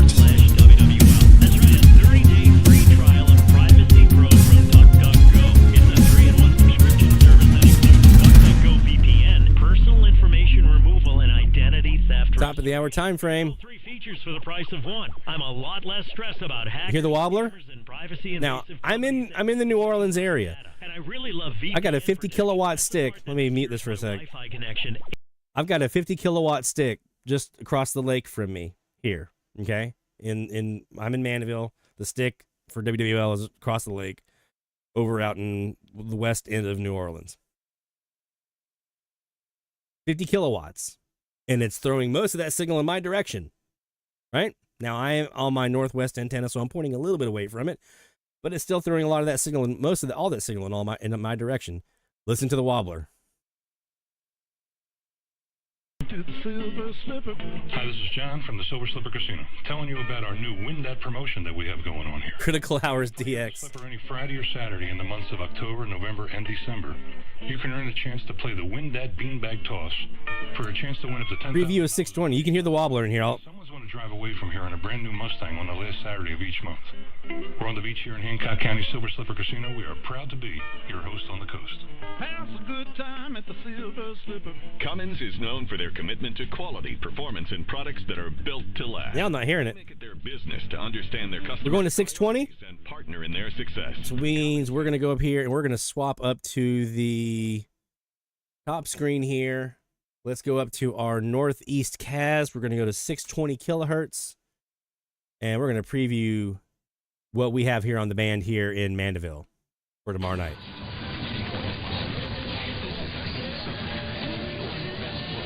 When The FM simulcasts the AM. So 105.3 is the simulcast of, I mean, they're both WWL. One's AM, WWL FM. But the FM simulcast, they do the same thing. It's all the same, but so it's not like a typical FM translator situation.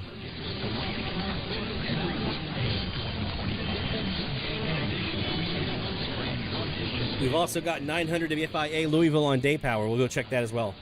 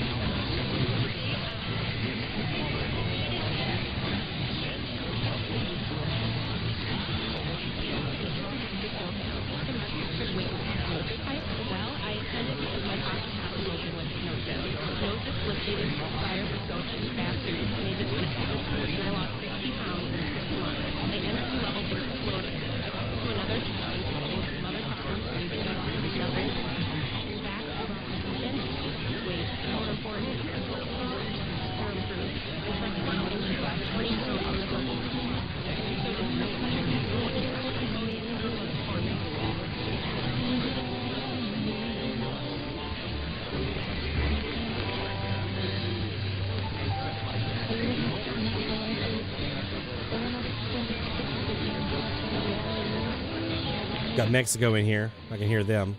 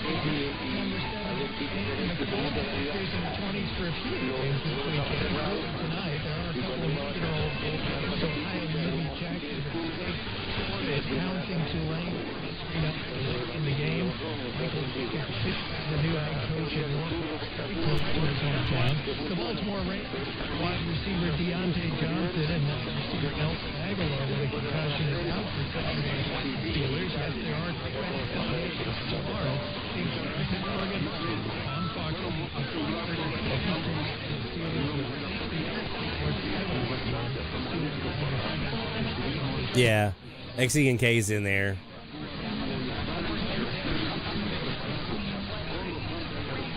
If I throw this,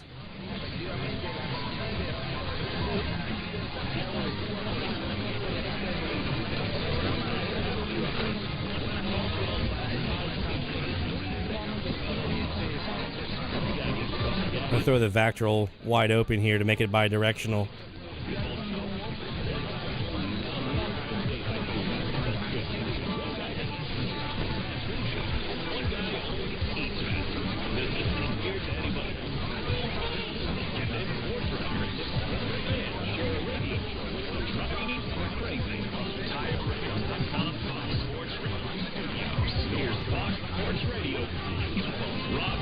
Believe it or not, I don't have that one, Mexico, my J. I don't have La Lupe. That's one I would like to get.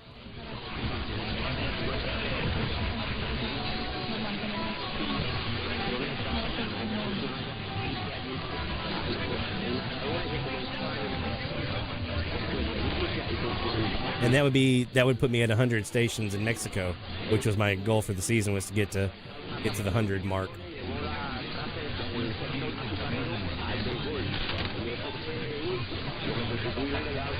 I've got Rebellion in there.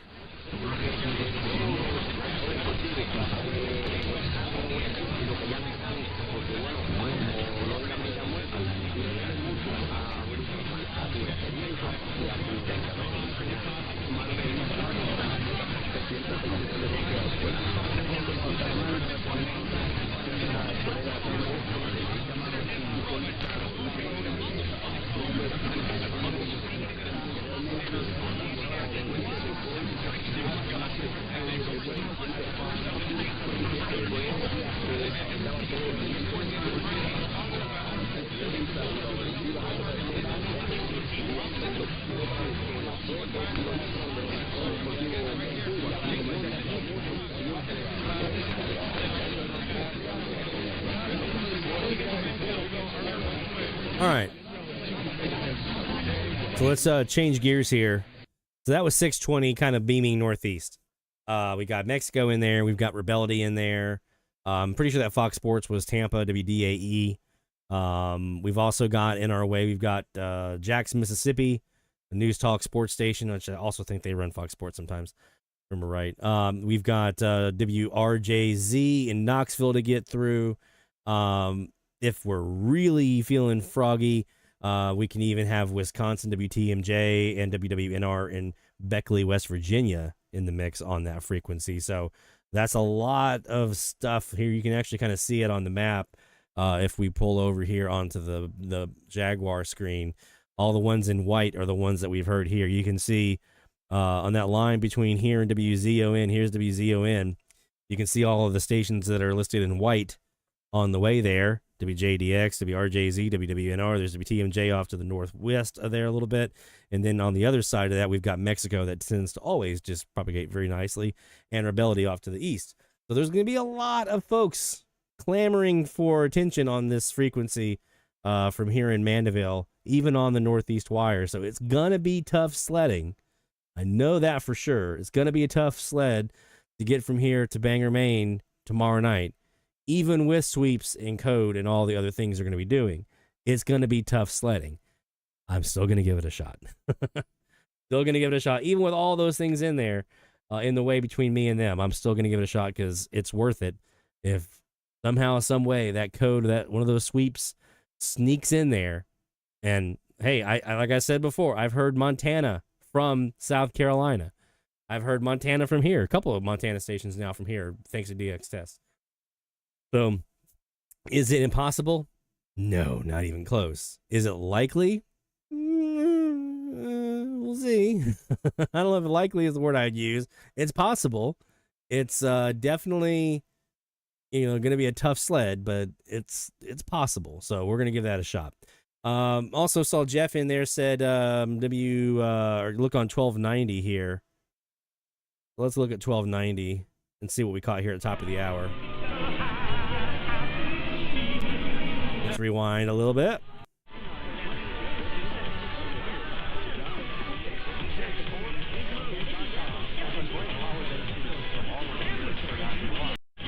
Oh yeah, KTNO is another problem here. KTNO is another problem. They do come in pretty regularly here in Mandeville as well.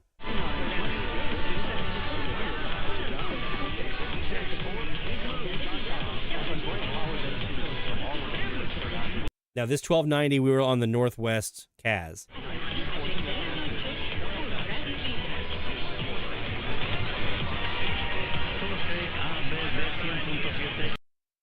Okay, we've got a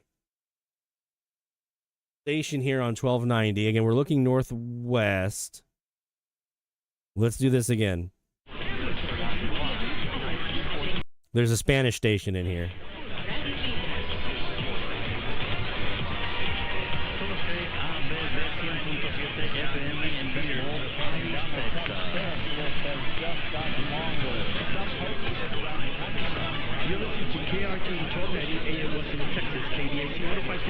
KRG.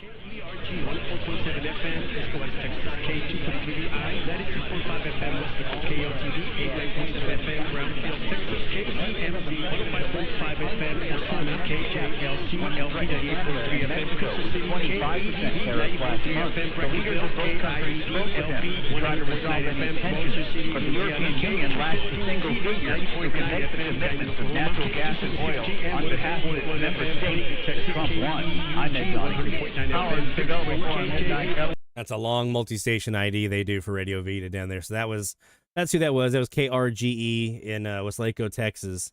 That's who we had here on 1290. Let's go back to, I think it was at 900. Jacob, you said the FIA in Louisville?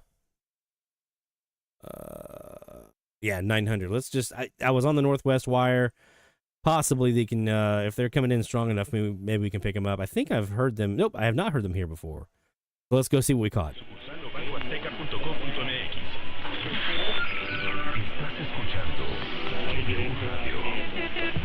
That's XEW. So, Carl, there's one of the ones you were looking for, 900 XEW. This is one of the regulars we have here in New Orleans.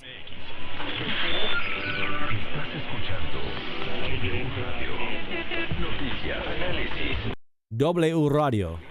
Entretenimiento y estilo de vida. Transmitiendo desde Tlalpan 3000, Colonia Espartaco, Coyoacán. Código postal 04870. 250.000 watts de potencia. Una estación de Radiopolis.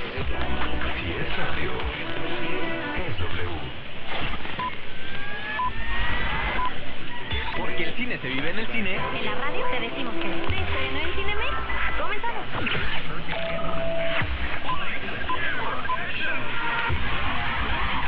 Lo mejor del mundo del cine. That's on the Northwest wire. It's not even pointing. It's pointing kind of away from them, and you can hear how loud they are. When we throw our antennas down towards them, they're just it splatters on 910 and 890. They get splatter from them on the sides there. All right. I think that's going to do it for this DX session here. Let's go ahead and take a quick break. And when we come back, we're going to look at some FM meteor scatter. We're going to do some more of your shout-outs. We're going to do some recap of the first 4 seasons of the Frequency Challenge and kind of talk about some of the numbers. So don't go away, my friends. We got more great DX heading your way here on DX Central Live. DX Central, because we're all about radio. Visit us at dxcentralonline.com or check us out on YouTube. Search DX Central.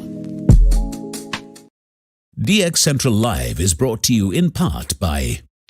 With a lifetime membership, the International Radio Club of America gives DXers incredible value by putting important station information right at your fingertips. The club's e-publication, the DX Monitor, includes DXer loggings, station information updates, international loggings, and more. Other club publications include the IRCA Mexican Log, a must-have resource for any DXer that chases stations from Mexico, the TIS-HAR list, the IRCA slogan list, sunset sunrise maps, and DXer technical guides. The joint IRCA-NRC email reflector and groups.io group is a hub for real-time DX conditions, station news, and DX-related conversation.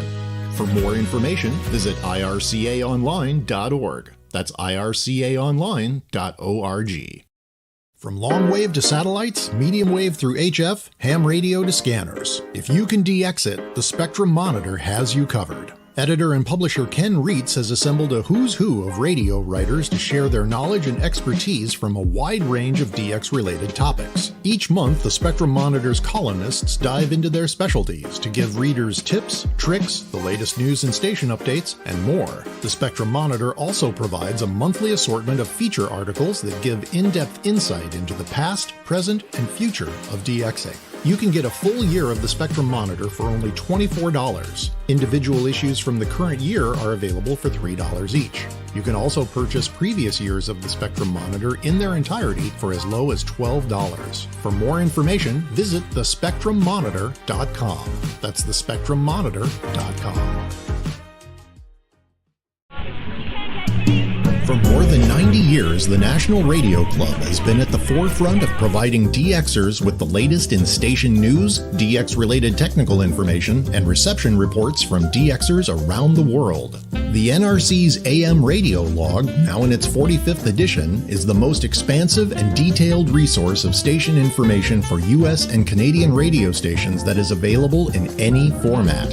The club's publication, the DX News, is available in both print and electronic format and provides the latest information on call letter and format changes, construction permits, and other information to help keep DXers informed of the latest updates they may hear on the air. For more information, visit their website at nationalradioclub.org. That's nationalradioclub.org. Through crashes of static in quiet hours, we listen. In languages we can scarcely understand, and of places we have only visited in our dreams, we listen. Incessantly, we perfect our array of aerials, receivers, and resources. We refine our skills and our techniques so that we might listen. We are DX Central, and we're all about radio. Visit us at dxcentralonline.com or check us out on YouTube. Search DX Central. Keep up with DX Central. Follow us on Twitter at DX Central.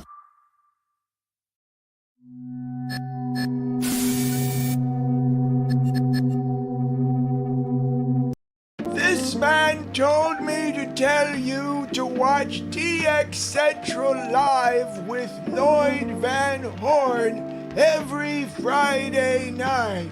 Can you help me out of this chair now?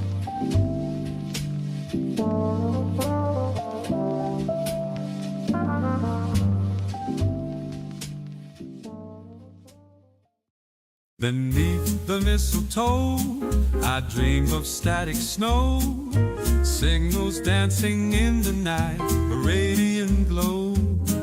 I'll catch a distant tune from lands far and wide on this festive eve with the radio by my side. The Yuletide lights are twinkling, the tree is all aglow, but it's the distant AM laughs that warm me so. Across the waves they travel in whispers soft and low, bringing cheer and melodies from folk I'll never know. Oh Santa, won't you bring me a signal strong and clear from a station miles away, spreading holiday cheer. With each crackle, each hum, my heart skips a beat. A wavelength Christmas would be so sweet. The frosty night From the is DX silent, Central North Shore the Studios, radio's this hum. is DXC Live. Symphony Now here's from your host, afar, Lloyd Van Horn. where it's from. Holiday tunes drift softly from afar. It's DX Central Live from the North Shore Studios every Friday night at 18:45 Central Time. In the stillness of That's 0045 UTC for all you I find joy. hip DXers using the UTC stuff. Mention the medium wave frequency challenge. We'll do shout outs here in just a few moments, but I want to mention the medium wave frequency challenge because you guys, again, for the last 4 years have been such great supporters of what we've been trying to accomplish here with the challenge and going out and helping people to hear stations that, you know, maybe they wouldn't have heard, because we all get into those habits of sitting on the same frequencies over and over. 550 for me is one of mine, and, you know, or those places where we're like, oh, let me go see if KSL's coming in. Okay, there's KOA's coming in. Okay, cool. All right, and then turn off the radio and you're done. So it's one of those things that when we started doing it, I wanted to make sure that we were kind of pushing ourselves and challenging ourselves to listen to frequencies that maybe we not normally would focus on. So with this new set of theme-based challenges, we're really kind of focusing on the same kind of concept, but on, instead of frequencies, it's like a specific thing that we're going to be trying to do. But here at this kind of break point that we're at right here, I thought it'd be kind of cool to kind of look back. Now, these numbers that we're about to talk about do not include this past week, week 13. Didn't have a chance to put those in, and it was still ongoing. So this is through week 12. Okay, so this is through last Friday night. And this is dating back from the very first log that we received, and I'll tell you who it was that did it, and what it was, and all the way through the end of week 12 of our frequency challenge. So, total number of logs you guys have submitted. Now, again, remember that we have gone through on a couple of these, and we have done, like the graveyarders, we've done 3 and 4 times, and some frequencies we've done more than once. So some of these are dupes, and I did dedupe it, and I'll talk about that in a minute. But overall, just submitted logs, you guys have submitted 18,584 logs since September of 2021. 18,584. If I dedupe that, and basically I'm pulling out those logs that are resubmitted, like the same station by the same DXer more than once, right? If I take those out, it's still 12,656. So there are 12,656 unique logs that have been submitted via the medium wave frequency challenge since we started in season 1 back in 2021. 12,584 656 total logs submitted out of unique logs out of 18,000 some odd total that have been submitted. Okay. We've heard all 51 states, that's including DC, obviously. All 50 states plus DC, that includes Alaska and Hawaii, has been received here on the frequency challenges. 151 unique DXers have submitted logs. 151 people. That's crazy. All right, let's do some of the other numbers here. So looking at by DXer, my Mexico Mike J says 15,000 of those were Barry. Well, Barry has been the lead dog as far as the last several seasons, especially with 2,179 total submitted logs by Barry. When we dedupe that, because again, we've doubled up on some of these frequencies a couple times, he's had 899 unique logs submitted. Now, this week would have put him over that, so he's over 900 now. Close, knocking on 1,000 total unique logs, but 899 unique logs for Barry since we started the frequency challenge. And then if we look at it by DXer, here, let me actually put this up on screen because this is pretty impressive. Here's kind of the spread to see by DXer. Let me go to 150% so we can, I'll go to 125. It's a little bit. There we go. So there's your spread here. You can see kind of how it breaks out. Bill Curry right behind. This is non-deduped, right? This is just total submitted logs. 2,179 for Barry, 1,292 for our season 1 winner, Bill Curry, up in Michigan. Dennis Bannister, right there behind, right at number 3 spot, 1,186 total logs submitted. This guy, 1,098. Well, I don't know about him.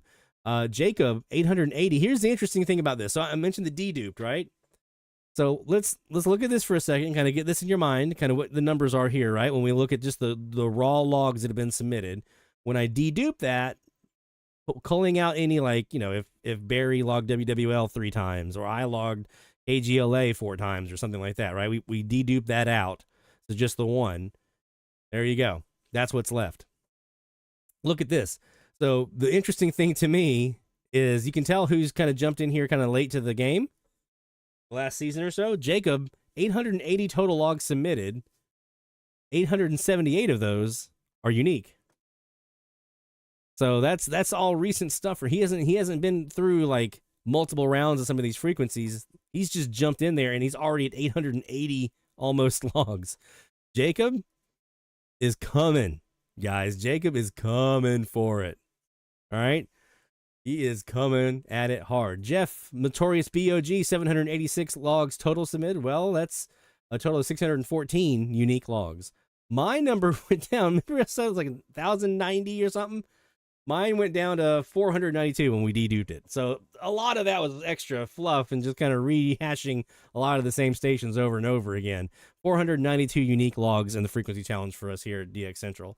But you can kind of see the breakdown. And yes, to answer any questions, yes, we will be putting this up on a webpage so you guys can see all this in real time as we go forward. So as we close out each week, I'll be adding them to the master log here, and you'll be able to see those numbers updated every week for the overall seasons that we've had. And we'll be keeping like a Hall of Fame and like a record list and all that kind of stuff. Here's the by state. This is this logs by state. Now, I did a dedupe version of this, but it was pretty close. It was not much of a difference, just maybe a slight change in the order a little bit, like New York was on top instead of Tennessee or something like that. But this is logged stations by state. You see all 50 states are represented here, and you can kind of tell where most of our DXers are located by where the greens and yellows and oranges are. So there you go. Tennessee, no surprise there, 920 stations logged when we got Barry sitting there probably logging all of the state. New York, you guys are well represented as well. 914 logs submitted from New York. Ohio, Texas, man, we got so many stations in Texas here in Mandeville. 849 have been submitted though. And of those, actually, I wanted to see what the unique count was for Texas. It was 555. 555 Texas radio stations have been logged in the frequency challenge in the first 4 years. So there you go. Here's a by frequency. So I kind of teased this last night in the Slack channel. I asked the question, I said, other than the graveyard channels, what do you think the most logged frequency is in our frequency challenge so far? And the answer is 1270. 305 stations logged, or logging submitted. 305 logging submitted on 1270. That's the big one right there. 930, 271, 1460, 244. So you can see some of these regionals really kind of packing them in. And then when we look at the flip side of that, which ones are the ones that are not seeing a whole lot of activity? Well, if I do this for just the FM frequencies, and I do, this is the overall look, by the way. You can obviously see where the graveyarders are at, but look at some of these other curves that we have in here, these big jumps up here, like 271 on 930, 940, quite a few, 920, 205, 970, and the nines are really kind of kicking butt in here. And then these regionals up here as well. So I'll be putting all this up on our website, or challenge website. Let me go back in, and if I look at the frequencies that are not seeing a lot of action, other than like 530 and 1710, which that kind of makes sense. 590, 650, that makes sense. 590 is kind of surprising. There are only 55 stations logged on 590. So when we do start back up again, doing frequency challenges, and we're doing like specific ranges, you can bet one of the first ones we're probably going to be sitting in is something that incorporates 590 into it. Because look at that. That's a little number. 580 is right there above it with 68. Yeah. So we'll be doing something in that 580, 590 range probably pretty early on when we start our next season up, more than likely. You can pretty much put a bet on that one. But yeah, 650, 780, 750. I mean, that makes sense, right? Why those are not going to have a lot, because there's just not a lot there. But 1260, well, we did sit on 1260 this week, so I'll be interested to see what impact that has on 1250 and 1260, because those were the last two that we had left that we had not done at least twice. 740, 760, 1610. A lot of those are TIS stations, obviously. Then we get into some of the expanded band up in here, 720. So these are all clear channels. This makes sense. I'm trying to see if there's anything that's kind of surprising that would be this low. 730 is actually kind of a surprise. That it's only 94 stations logged on 730. There are so many stations on that frequency, and a lot of them are tiny little powered stations. So it's kind of like a quasi graveyard, I've always thought 730 is. So I'm kind of surprised to see 730 that low. I know some of you guys have like high-powered Canadians, or we have the high-powered Mexican station here to contend with, but I'm still kind of surprised that one is as low as it is. But most of these on the low end are clear channels, expanded bands. Those all kind of make sense. And most of your regionals and things like that are kind of way up here. And then obviously the graveyarders, 1240 being chief among those, 595 logs on 1240. I also put together a list, because I know I get this question a lot of times from folks. People especially further out in the U.S. than we are here in the Southeast, where we kind of have a lot of these stations kind of pretty commonly.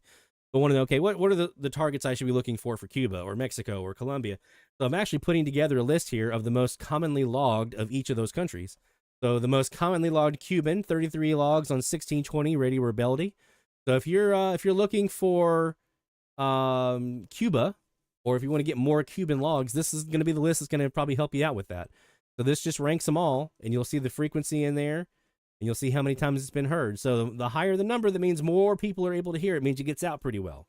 So you got Rebellion on 1620, Relo on 570, 670 Rebellion, 790 Relo, 1180 Rebellion. These are all typical. 640 Progresso. I could probably do these in order in my sleep.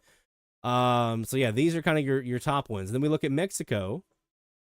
XEQ, XEX, XEN, XEITE, XEG, XECPAE on 1060. I need to put the frequency on this one here as well for you guys. So yeah, this is another one of those. Like if you're looking for Mexico, these are going to be your most commonly heard, or commonly, able to kind of propagate out stations that most people are able to hear. This is a good starting list for like the most commonly heard stations. Some of those that Carl was mentioning, there's XEW, there's XERF, and I forget what the other one, XEWA, that was the other one he was looking for. So they're all in the top part of this list here, top 20 at least. And then I also did the same thing for Colombia. So if you're looking for Colombians and you want to get those, obviously smaller numbers here, but these are the most commonly heard ones. So these are the ones that are kind of a good starting point. So 570 gets out pretty well, 810 gets out pretty well, 1100, 680, 1170, so forth. So we'll be putting those up on the website as well, so you guys can see those. So if you're targeting certain ones, that's one of the cool things I wanted to do with this project as well was give some intel, some data for DXers to be able to use for their own DX efforts to help them with their research so they wouldn't have to kind of do all the work themselves.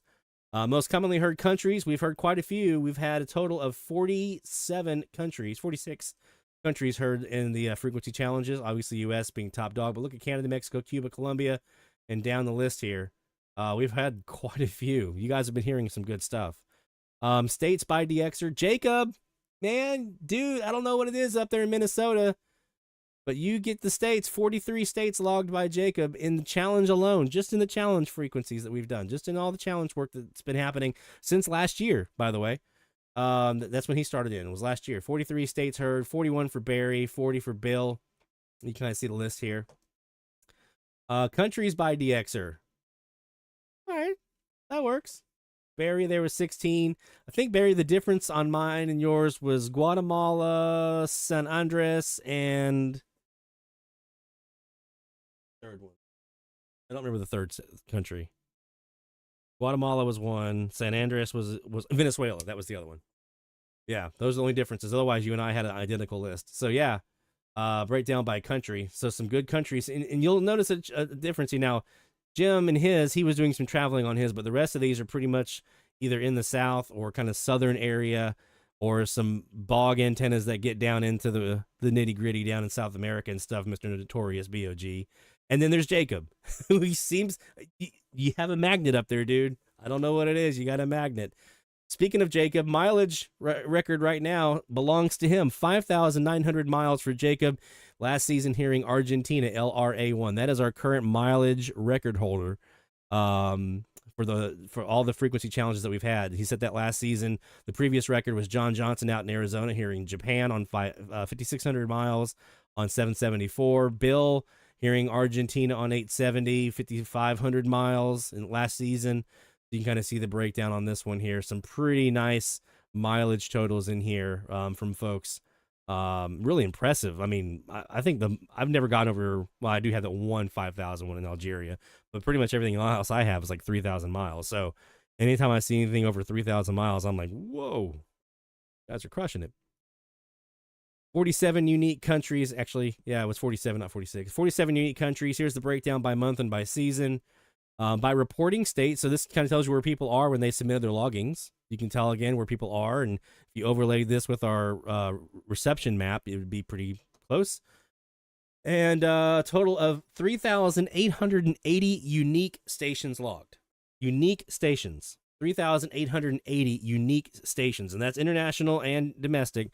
3,880 stations submitted as logs by you all. So there you go. That's just a quick look here at the numbers, the juice here from the medium wave frequency challenge, the first 4 seasons. We're changing it up. We're going to do something a little bit different now than those frequency ranges, but that's what we've done so far. Imagine what we're going to do now. Imagine what we're about to do the rest of this season, because it's about to go wide open. Okay. All right. Let's get some shout outs, because we got quite a few to get to and some really nice ones in here too. Hear the call for every single big or small, from AM to FM to C to C. We celebrate the ones who slag the IT. Shout out loud, let it be known, you're never DXing all alone. Through the static we found our way. Shout outs making waves today.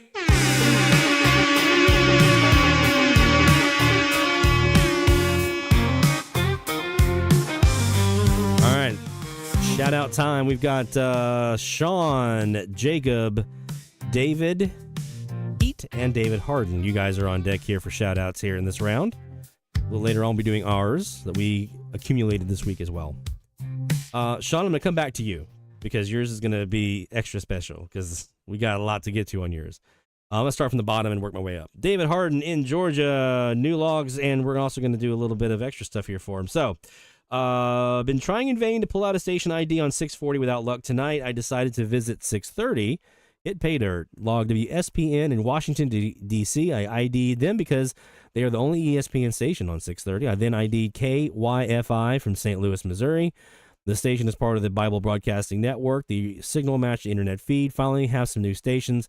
Put 1240 on the back burner. There you go. So a couple new ones in there for our friend David in Georgia.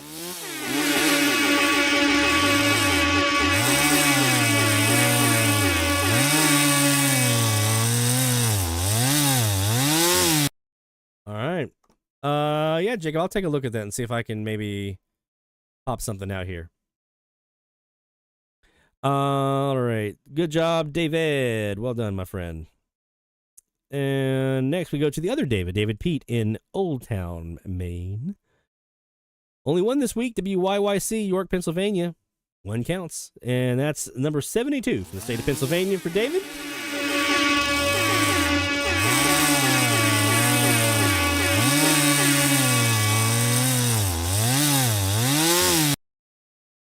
Well done, my friend. And again, thank you for your work on getting this DX test going for tomorrow night. We are all just like exciting times. Jacob Hammond up in Minnesota. I'm telling you, man, he's got a magnet up there. Him and Tim Trump in Michigan, they both have their magnets pointed down, and they're just absorbing all the DX.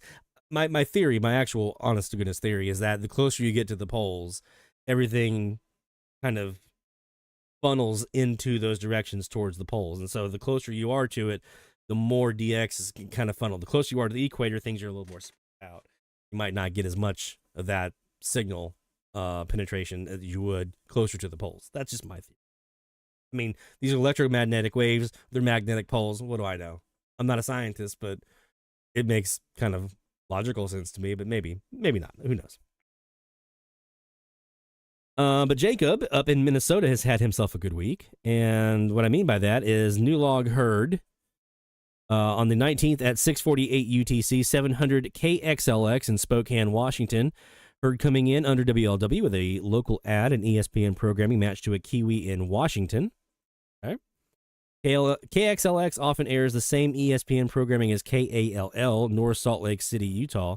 Thankfully, they air their own local advertisements, and the programming on there was leading that on KALL by about a second. So I can tell the background story on this one. He was in the Slack channel this week talking a bit about some of the research that he did and trying to match everything up and kind of scrutinizing and trying to align some recordings he did on the online Kiwis with his own recordings and trying to kind of match everything up. So sometimes, now I know every one of us want to have that clear, sparkling ID that's like, this is KXLX Spokane. We all want that nice, beautiful ID so we can play it and say, listen to this. And there's no doubt in your mind. Unfortunately, DX doesn't work that way all the time. And there have been plenty of stations that would have never made it in the logbook if that was the bar that I refused to go off of, right? If I would said, no, I have to have a clear ID, my numbers would be way lower. Now, some people are okay with that, and that's fine. I'm not judging anyone who's like, I have to have an ID before I'll put it in the logbook. But there is now lots of technology available to us that we can utilize to be able to say, okay, I've done this, and this to narrow this down, and this is my evidence to why I think this is so-and-so. And that's one of the things that Jacob is super, super good at. And that's one of the reasons why he has the stations that he does in his logbook, because he puts the time in to do his research, to listen in, and kind of zero in on that station that he's hearing, and then listening to another Kiwi or a live stream or whatever he needs to do as a tool he needs to be able to use to match that up with what he's hearing and get that into his logbook. So it's a very 21st century way of DXing, and some folks who've been doing this a long time, they don't agree with that, and that's cool. I'm not one of those. I'm use whatever tool you have available to you to get the DX in your logbook, and whatever it takes to get that DX in there, that's what you do. And Peru is a great example. I've never heard Peru on 1090 Radio Vision and Tumbes. I've never heard them say Radio Vision, Tumbes, Peru on my radio. I've heard it on their live stream, but I've never heard it on my radio. But I've matched up plenty of stuff and content to be able to say, nope, that's absolutely them. There's no doubt in my mind that's who that is. And others would listen to it and say, yeah, you got Peru, right? So sometimes we have to, if we want that DX in our logbook, we have to kind of establish our own guidelines for what constitutes that ID, right? And so Jacob does a really, really good job at building these tremendous cases, utilizing all the different tools at his disposal. So even if he doesn't have that ID, knowing that a lot of these stations, like for him, some of these, like Washington, Oregon, British Columbia, some of these are far off, they're going to be super, super weak because it's not close by. So you have to kind of stretch a little bit to get that log into the logbook. If you're going to hear Alaska, that's what you're going to have to do. If you're going to hear Hawaii, that's what you're going to have to do. If you're going to hear some of these trans-Pacific or transatlantics, that's probably what you're going to have to do is stretch yourself a little bit and say, I've got this like teeny tiny little clip of audio right here where I heard this little violin sweep right here and it matched up with this stream or this Kiwi or whatever. And that's exactly right in that one moment, blah, blah, blah. It all matched up exactly. And then they shut off at the time they're supposed to shut off, right? That's the kind of stuff I'm talking about. So we do what we have to do to get those logs in the logbook. And, you know, like, for instance, tomorrow night with Maine, all I need is to say, ooh, that's a bit of code, or ooh, that's a little sweep right there. Do I hear an ID? Probably not. Probably not. But if I can hear that one little bit of a sweep and I can see it on the waterfall and I know that's them, it's in the logbook, right? So we all kind of have our own criteria for what we consider a log. But I just wanted to say, you know, kudos to you, Jacob, for the work that you put in on stuff like this. It's really inspiring. And like what you and Sean were doing this morning, I'm planning for my vacation period one day this week to just either stay up all night or get up super early and do a 4 or 5 o'clock in the morning and just sit there and listen, using live streams and Kiwis to try to match up and see if I can get some of the stuff I'm chasing. Because just relying on a recording and then playing it back later, maybe I've got it, maybe I don't. I have no idea. But without that live element to compare to, who knows? Probably not going to have. He says also a new log on 1290 KOUU in Pocatello, Idaho, for December 18th at 23:47 UTC with country music. They were coming in pretty good for about 15 minutes before their local sunset time. So there's a Washington station and there's an Idaho station logged by our friend Jacob Hammond up in Minnesota. Well done, my friend.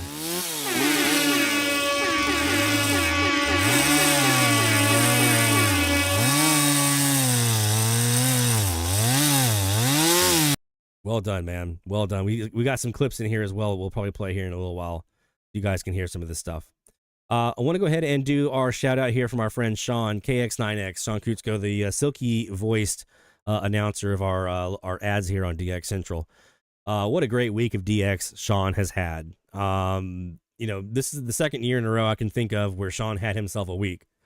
And this week, it's right up there with what he had last year. So 16 stations for this week's challenge, including 5 new ones, 1250 KBRF in Minnesota, Fergus Falls, Minnesota, 1260 WWIS in Black River Falls, Wisconsin, 1260 KRDX in Minnesota, 1260 KDLF in Iowa, and South Dakota's KWYR 1260.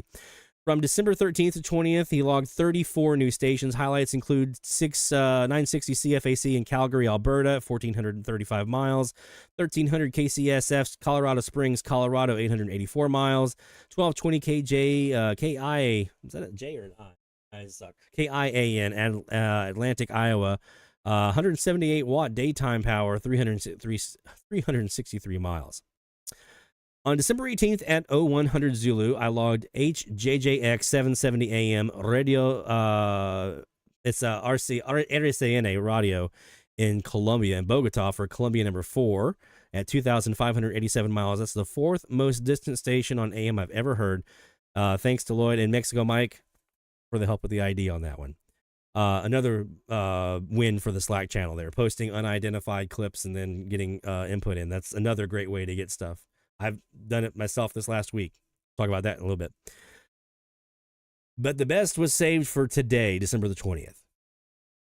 Christmas came early for Sean. At 10:50, I heard Indian music on 11:10 a.m. That turned out to be KRPA, Oak Harbor, Washington, Radio India.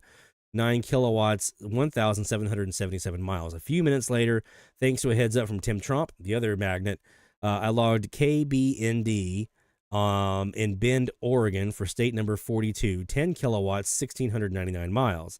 Almost exactly 12 hours later, just this evening, right before we came on the air, he logged KOUU 1290 AM Pocatello, Idaho for state number 43. That's 1,259 miles. Idaho has been especially difficult due to the loud local stations being on every single major Idaho station frequency for him. So like 670, where he has WSCR, things like that are kind of in the way for him. He's now sitting at 947 unique logs, 43 states, which includes every state in the lower 48 that's west of Mississippi.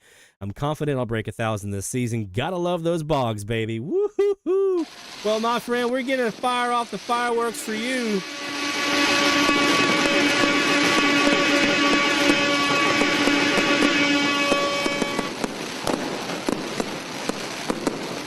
New states for Sean. By the way, those are my two I have left out west, Oregon and Idaho. When I said I'm going to be doing that 4 a.m. DX session, you'll know what I'll be chasing. So Sean getting himself states number 42 and 43 and a whole bunch of logs in there too, including a Washington log, man. Let's not sleep on that.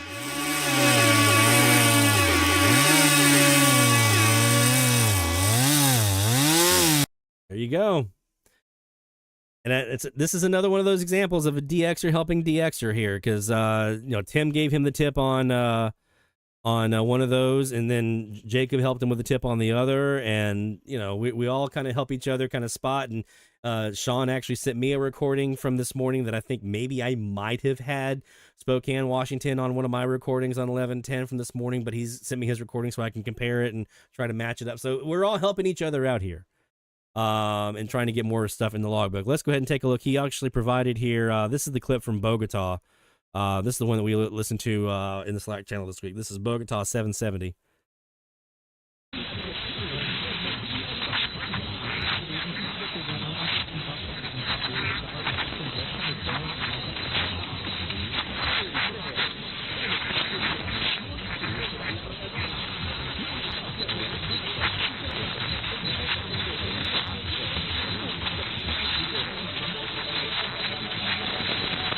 So I'm going to play it real quick here, right at the ID part. You hear the RSN radio, and then you hear the little melody, little sounder. They have different versions of it that they'll play, but that na-na-na-na-na, that's their little melody they have on RCN radio down in Columbia.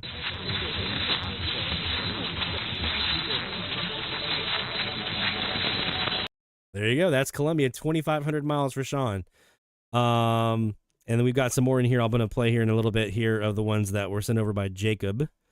We've got KXLX in here. We got KOUU as well. So we'll play those here in just a few moments. All right.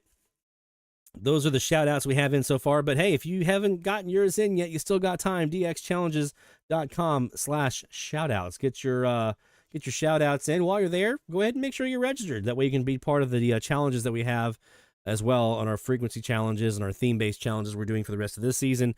We are now launching out our new one here as the daytime challenge. Starts up here this evening for daytime DX between now and next week. So tomorrow afternoon, I'll be sitting out in the backyard for a little bit. I don't have any antenna projects to work this weekend.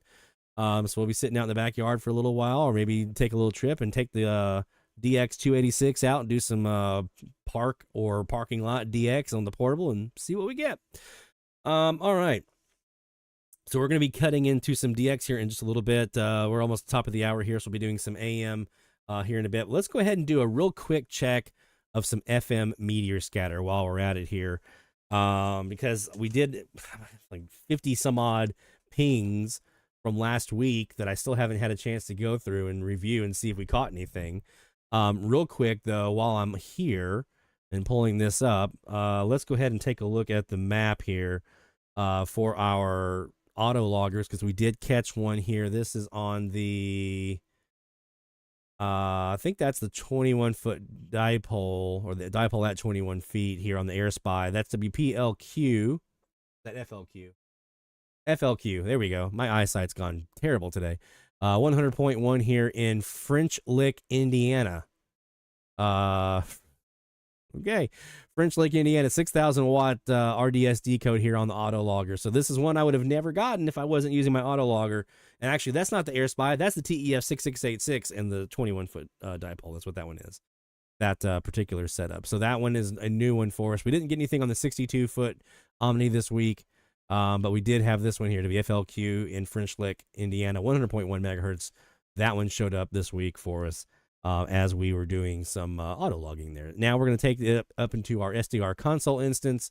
We're going to break out one of our recorded files from last week. Let's go ahead and take a look at 12:11. So we're going to look at the 11th here, Geminids Peak. 5:55.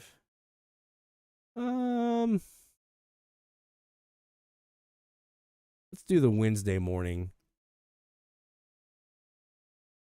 And of course, this live DX session brought to you by the Spectrum Monitor, thespectrummonitor.com. Got a new issue of the Spectrum Monitor coming out here soon. Just sent my column over last week for Ken, and we're talking about the graveyard DXing in this edition of the Spectrum Monitor. For our AM DX folks, we're talking graveyard DX and talking about some of the tips and tricks and things you can do to help yourself DX more efficiently and effectively whilst in the graveyard. All right, so I've got some timestamps written down here. I haven't listened to these yet to see if anything came in on them, but I know we've got quite a few little pings and bursts and things like that in here. So let me see if I can. There we go. We're going to start the file up here. And let me go back to my notes. I've got 5:55 a.m. Right off the bat, there was a ping. So here's one. We're going to go ahead and unmute. And let's see if we got anything here.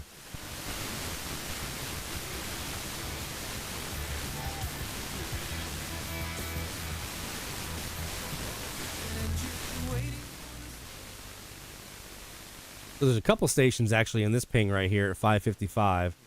Redo it one more time. I didn't get anything on the RDS side.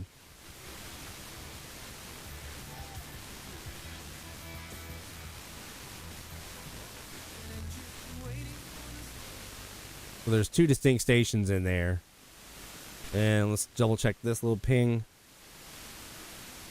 Okay, nothing on that one. Next one was at 5:58.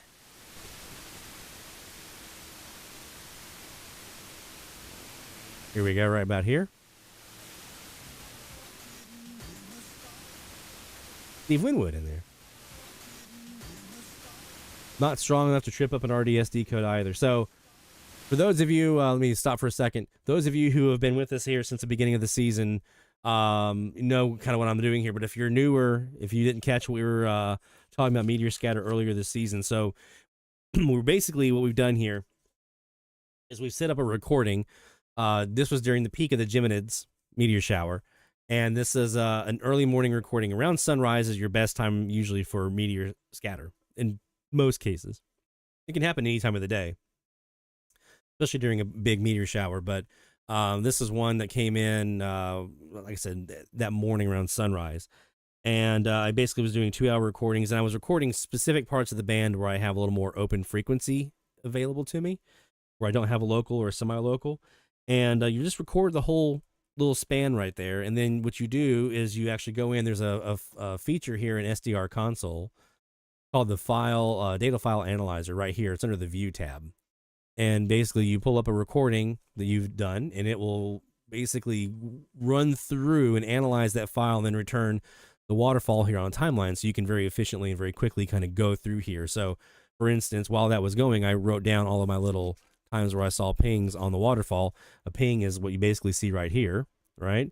So that's that little moment where we had a little flutter of activity coming in from a meteor shower or meteor trail. And what you do is you kind of put it in here, and then you listen to see if either there's something audible that you can identify the station with, or if you get an RDS decode. So one more time here. With this one, you'll hear nothing, and then you're going to hear the station just burst in.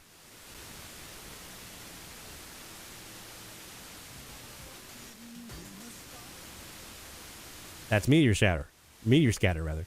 So not anything on that one strong enough for me to ID with. So let's go to 601. There's a couple in here that we can work off of.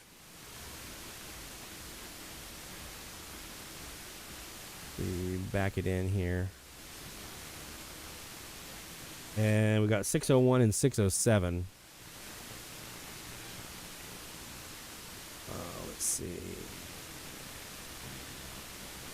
Here's a little blurb right here.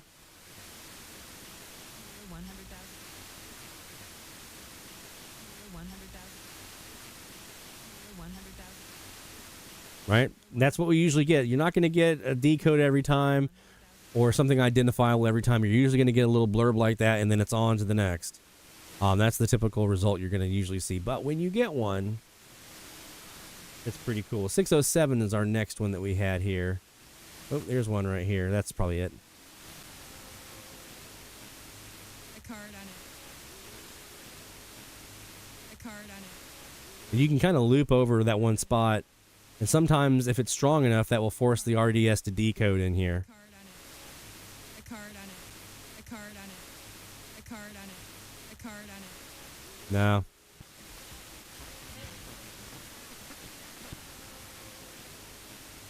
A card on it. All right, 612. Let's look at you.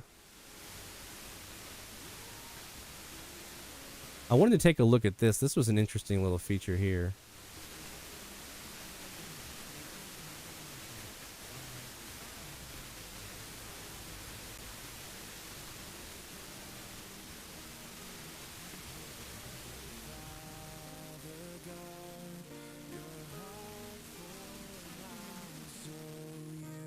I don't know if that is... Sometimes you'll see these like this little fade in. It could be Tropo scatter, and that's what this one is. This is WQST in Forest, Mississippi. Well, that's what it's saying it is. A8CF. I'll have to double check that code. Down. And yeah, I know we're right up here on top of the hour here in a minute. 12. That was 1211. 825. 88CF. So it was strong enough to give me a code. It's not got the check mark on there, so I'll have to double check that one and see. And also, it also showed the same code over here in RDS Spy, so I got it twice. So that's interessante. Let's go ahead and stop the file here, and we'll minimize these and come back to them. Let's go back up here again to the Kiwi. Te esperamos en Cinemex. Give me a frequency, guys. Where do you want me to park for this top of the hour? Where should we DX here for the top of the hour here? Since we don't have a frequency range this week. We got any of our antennas or radio combos. The Perseus in the Northwest CAS, Northeast CAS, West Super Loop. We've got the North-South Shortwave Central CAS. Whatever you guys are feeling, let us know in the chat and we'll go. DX Central Live Top of the Hour Alert.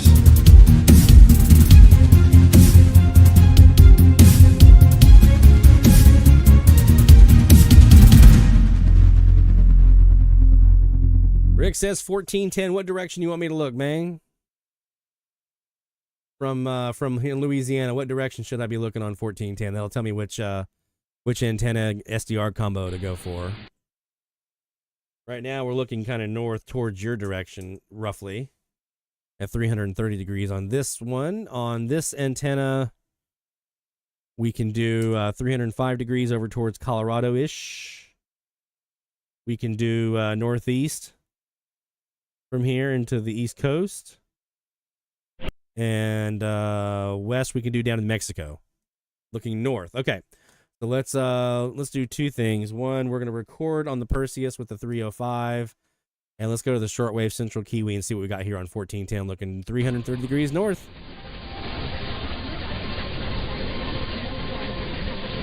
$16.80 New Jersey, man. Come on, you know this. I'm trying for those guys. 1660 and 1680.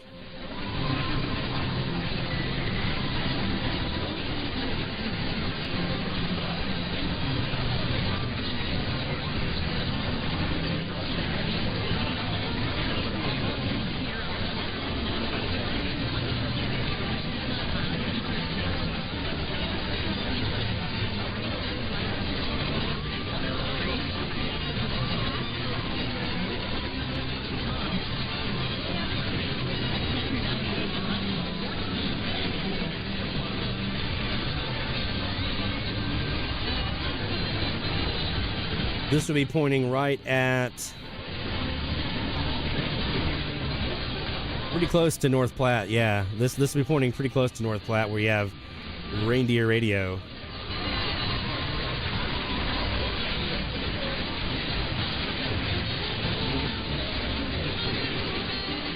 The PRR still open carrier on 1680.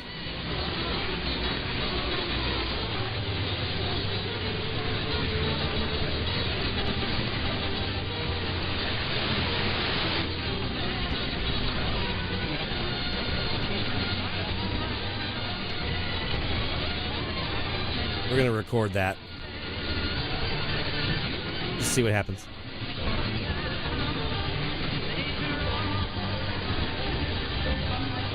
Okay, we got Nebraska coming up.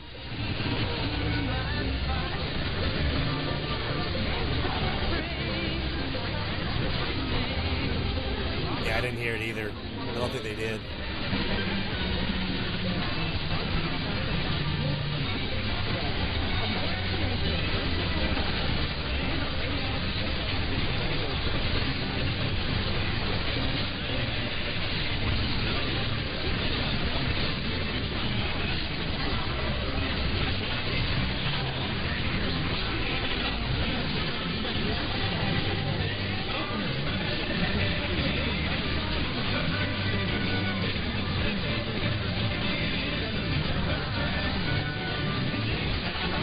Guessing that this is KOOQ.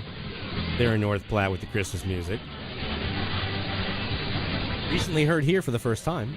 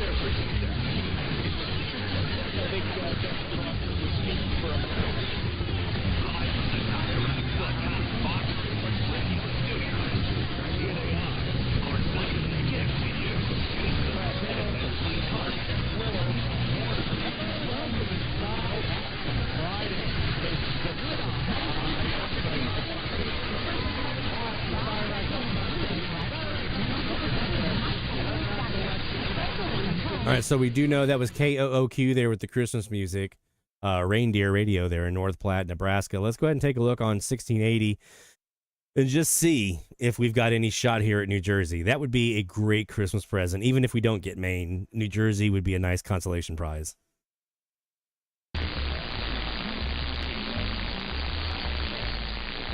Not a good start.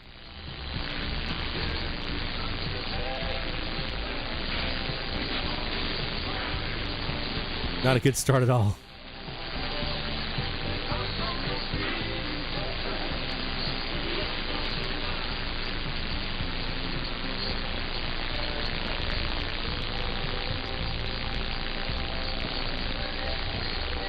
Yikes bikes.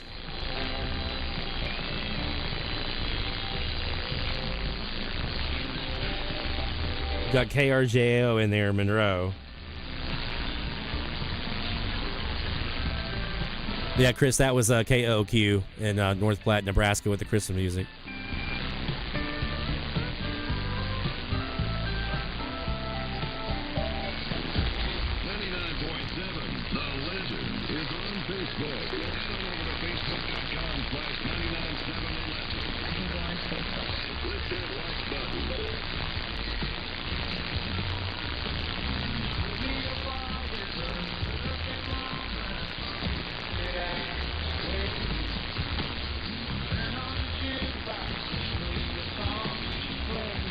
Was it you, Rick, that dug up an old DX News that I had submitted back in like 95?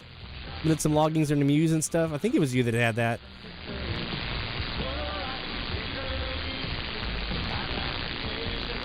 I think I was bitching about the fact that I had not heard Delaware yet, which was like a common refrain from me at that time frame.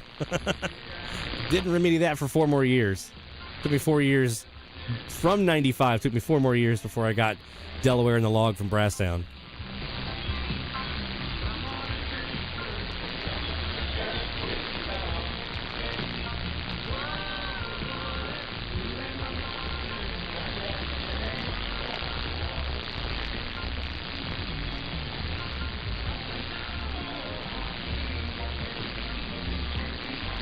actually haven't played with this noise blanker before.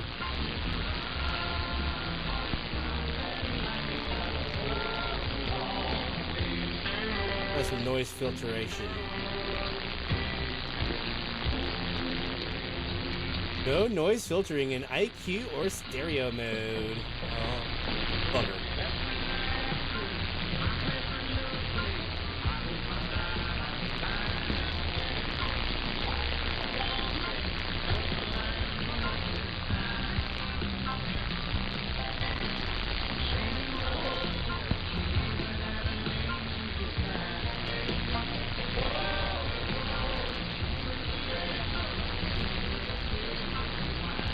My first musing, 93, yeah.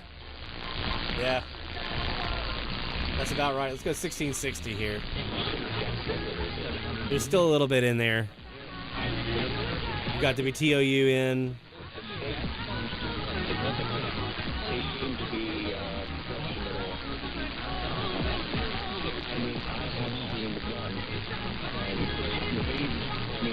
Yeah, I got to do a shot at New Jersey right now. It's going to take some more time and some more work.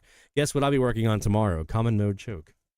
Yeah, I think I met a couple of club folks at Monitoring Times Convention in, I don't remember what year this would have been.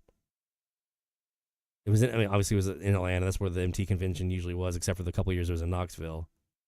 We were at the Omni. Mama Seed, I don't know if you remember, if you're in the chat still. It was like 96, maybe 95. I don't remember. But I think I met a couple of club folks at the MT convention that year.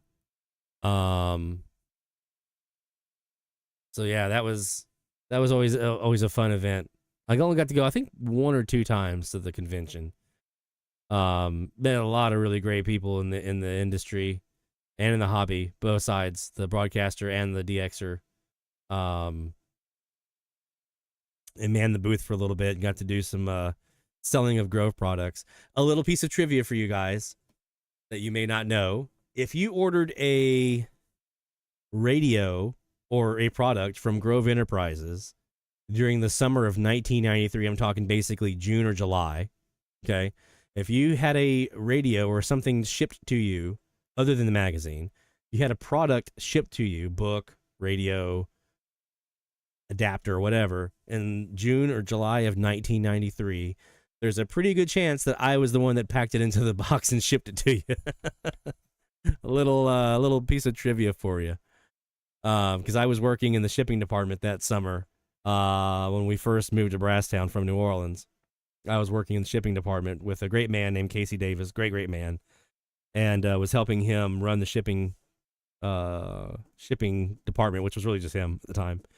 It was me and him shipping out products, and I remember that was the first time we shipped out. I shipped out a bunch of Drake R8s, JRC 535. I mean, you talk about. I really wanted to bring those suckers home with me. JRC 535, Drake R8s, A's and B's. I think back then, I think there was one of those. I think maybe the A was out by that point. Again, this was like June, July of 93. The first time I ever saw a GPS unit, we had a Sony GPS unit that we were selling and people were ordering. And the first time I ever held GPS in my life was in what was eventually our garage at our house in Brasstown, but it was the shipping department at the time for Grove Enterprises. And I'm sitting there holding this thing going, wow, this thing in my hand can talk to satellites. That's so cool. Yeah, it was, let's see what else. It would have been, that's where I got my Uniden Bearcat 890 XLT scanner that I still have packed away up in the attic. Because it's not a trunk track or anything like that, but the old school scanner, which is the last time that I actually knew how to operate a scanner. I don't do all the trunk tracking and all that kind of stuff. That was always Dad's terrain. I never really did anything with that. So I don't know how all that stuff really works, honestly.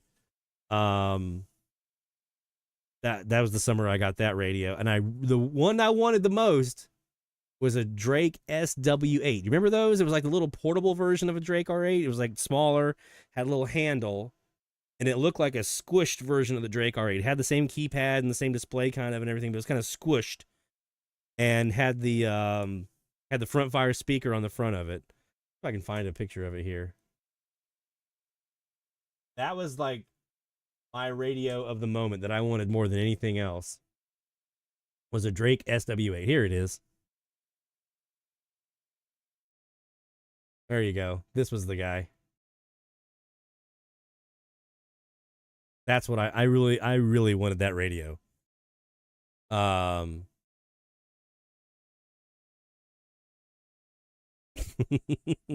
was the other thing. It was my time that I spent working in the shipping department at Grove Enterprises and having access to all their stuff. And then every year at Christmas, this Universal catalog would show up. And we were good friends with Fred Waterman there at Universal. And that Universal catalog would show up, and it was like, I want all of this, all of that. Just circle that whole page right there. All of that stuff right there. So yeah, some good memories there. Speaking of, I've been meaning to ask this in the live stream, but I keep forgetting to. Does anyone know what happened with Array Solutions? Array Solutions. I was going to their website not long ago because I was interested in just kind of like pricing out their shared apex loop antenna. I was wanting to try it out because that was one like you could sit there and you could like, you had a switch in your shack. I'll turn this off. You had a switch in your shack and you could sit there on that switch and you could switch between like northwest, northeast, southwest, or southeast, southwest. You could sit there and basically choose the different antennas. And man, they were like super crazy directional. But I went up there. They don't have them anymore. They don't sell them. They don't sell the boxes anymore. All the components you would need to make that SAL loop. They don't have all that. Like you would still have to supply the wire, but you would buy like the components, like the indoor unit, the phasing lines, and all the different pieces that would go outside for those shed Osterman. That was it, not Waterman. Osterman. But yeah, we would. I wanted to try that shared apex loop, and try it out because I think you needed about a 30-40 foot diameter area to use all the stuff, and I definitely had the mast I could do it with. I just wanted to try it out, and I couldn't find the components. I think you can find them on eBay, but they're pretty pricey. The few that I was able to find. So if anyone knows what happened there, if they still have them somewhere, back stock or back order type stuff or anything that you can get those, I would love to get my hands on some components for a shared apex loop and try that out here because those always really intrigued me, the ability to actually sit there in the shack and just change directions. And they were super directional, had a huge null in the back. So it was basically like a vertical version of a CAS kind of ish. And you could just sit there and you had one of the 8 position ones. You could go north, northeast, east, southeast. You could just sit there and go every single direction on the cardinal directions and just pour in the DX. I would love to try one of those out. So if anyone knows how to get their hands on those components, holla at your boy. I would love to do that. All right, I think that's going to do it for tonight. We've launched our new theme-based challenge stuff. We're now starting with the daytime for the first one for this first week. The next one's going to be, I'm going to tell you this little preview, okay? Some of the stuff you're doing this week, if you're doing the daytime DX, if you're like going out and about and doing some portable DX, if you're getting out of the house and doing stuff, some of that is going to come in handy in another one of these challenges very, very soon. Okay? Some of these techniques you'll be using this week are going to come in super duper handy in a very, very, very soon challenge. So yeah, daytime challenge running through next week. WZON DX test. We'll see you guys again here tomorrow night. Starting at 11 o'clock Central Time. That's 0500 UTC. That's when the pre-party starts. And then the DX test starts at 0600 UTC, which is 12 o'clock midnight here, Central Time. And we're going to stay here until it's done. I know David, I think, said they haven't confirmed yet the duration of this DX test, but regardless, when it's done, we'll be here the whole time. Okay. So from all of us here at DX Central, my friends, the next time we'll be talking to you will be tomorrow night. For those of you joining us for the DX test, for the rest of you who may be not able to tune in tomorrow night, no worries. We'll see you again here next Friday. We don't get to see you before then. Have a very safe, very happy, very Merry Christmas and holiday season here. Spend some time with your friends, your family, or at the very least, your radio. And tell us what you hear, dxchallenges.com/shoutout. Take care, my friends. We'll see you next time right here on DX Central. That's the DX.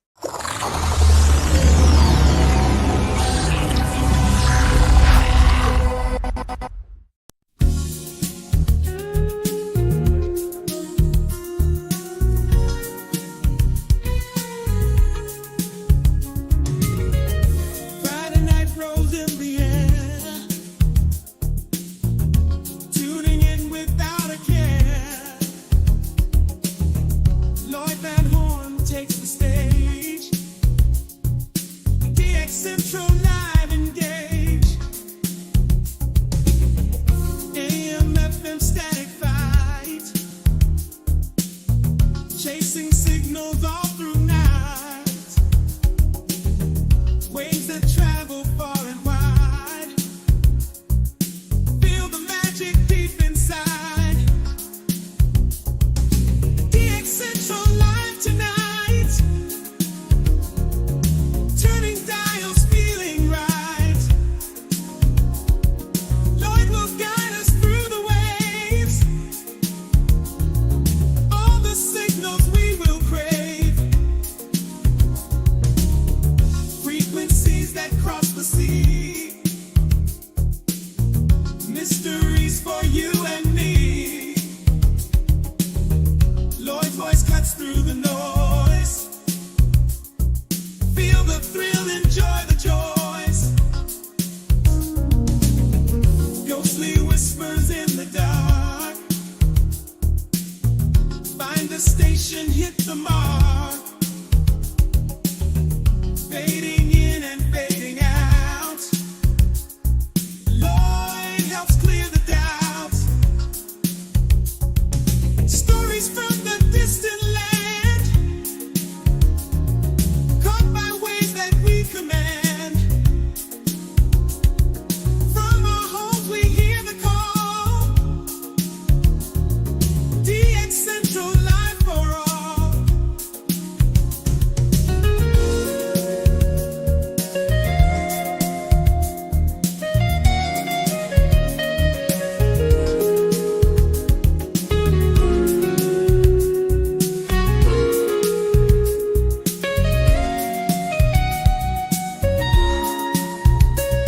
DX Central live tonight. Turning dials, feeling right. Lloyd will guide us through the waves. All the signals we will crave. DX Central live tonight. Turning dials, feeling right. Lloyd will guide us through the waves. All the signals we will crave. DX Central live tonight. Turning dials, feeling right. Lloyd will guide us through the waves. All the signals we will crave. DX Central live tonight. Turning dials, feeling right. Lloyd will guide us through the waves.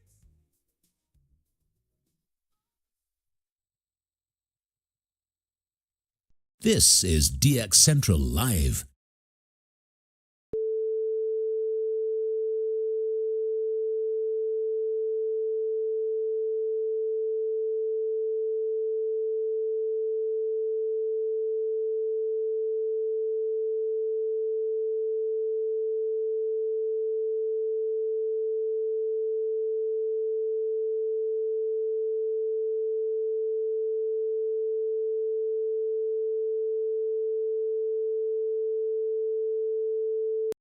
This is DX Central Live.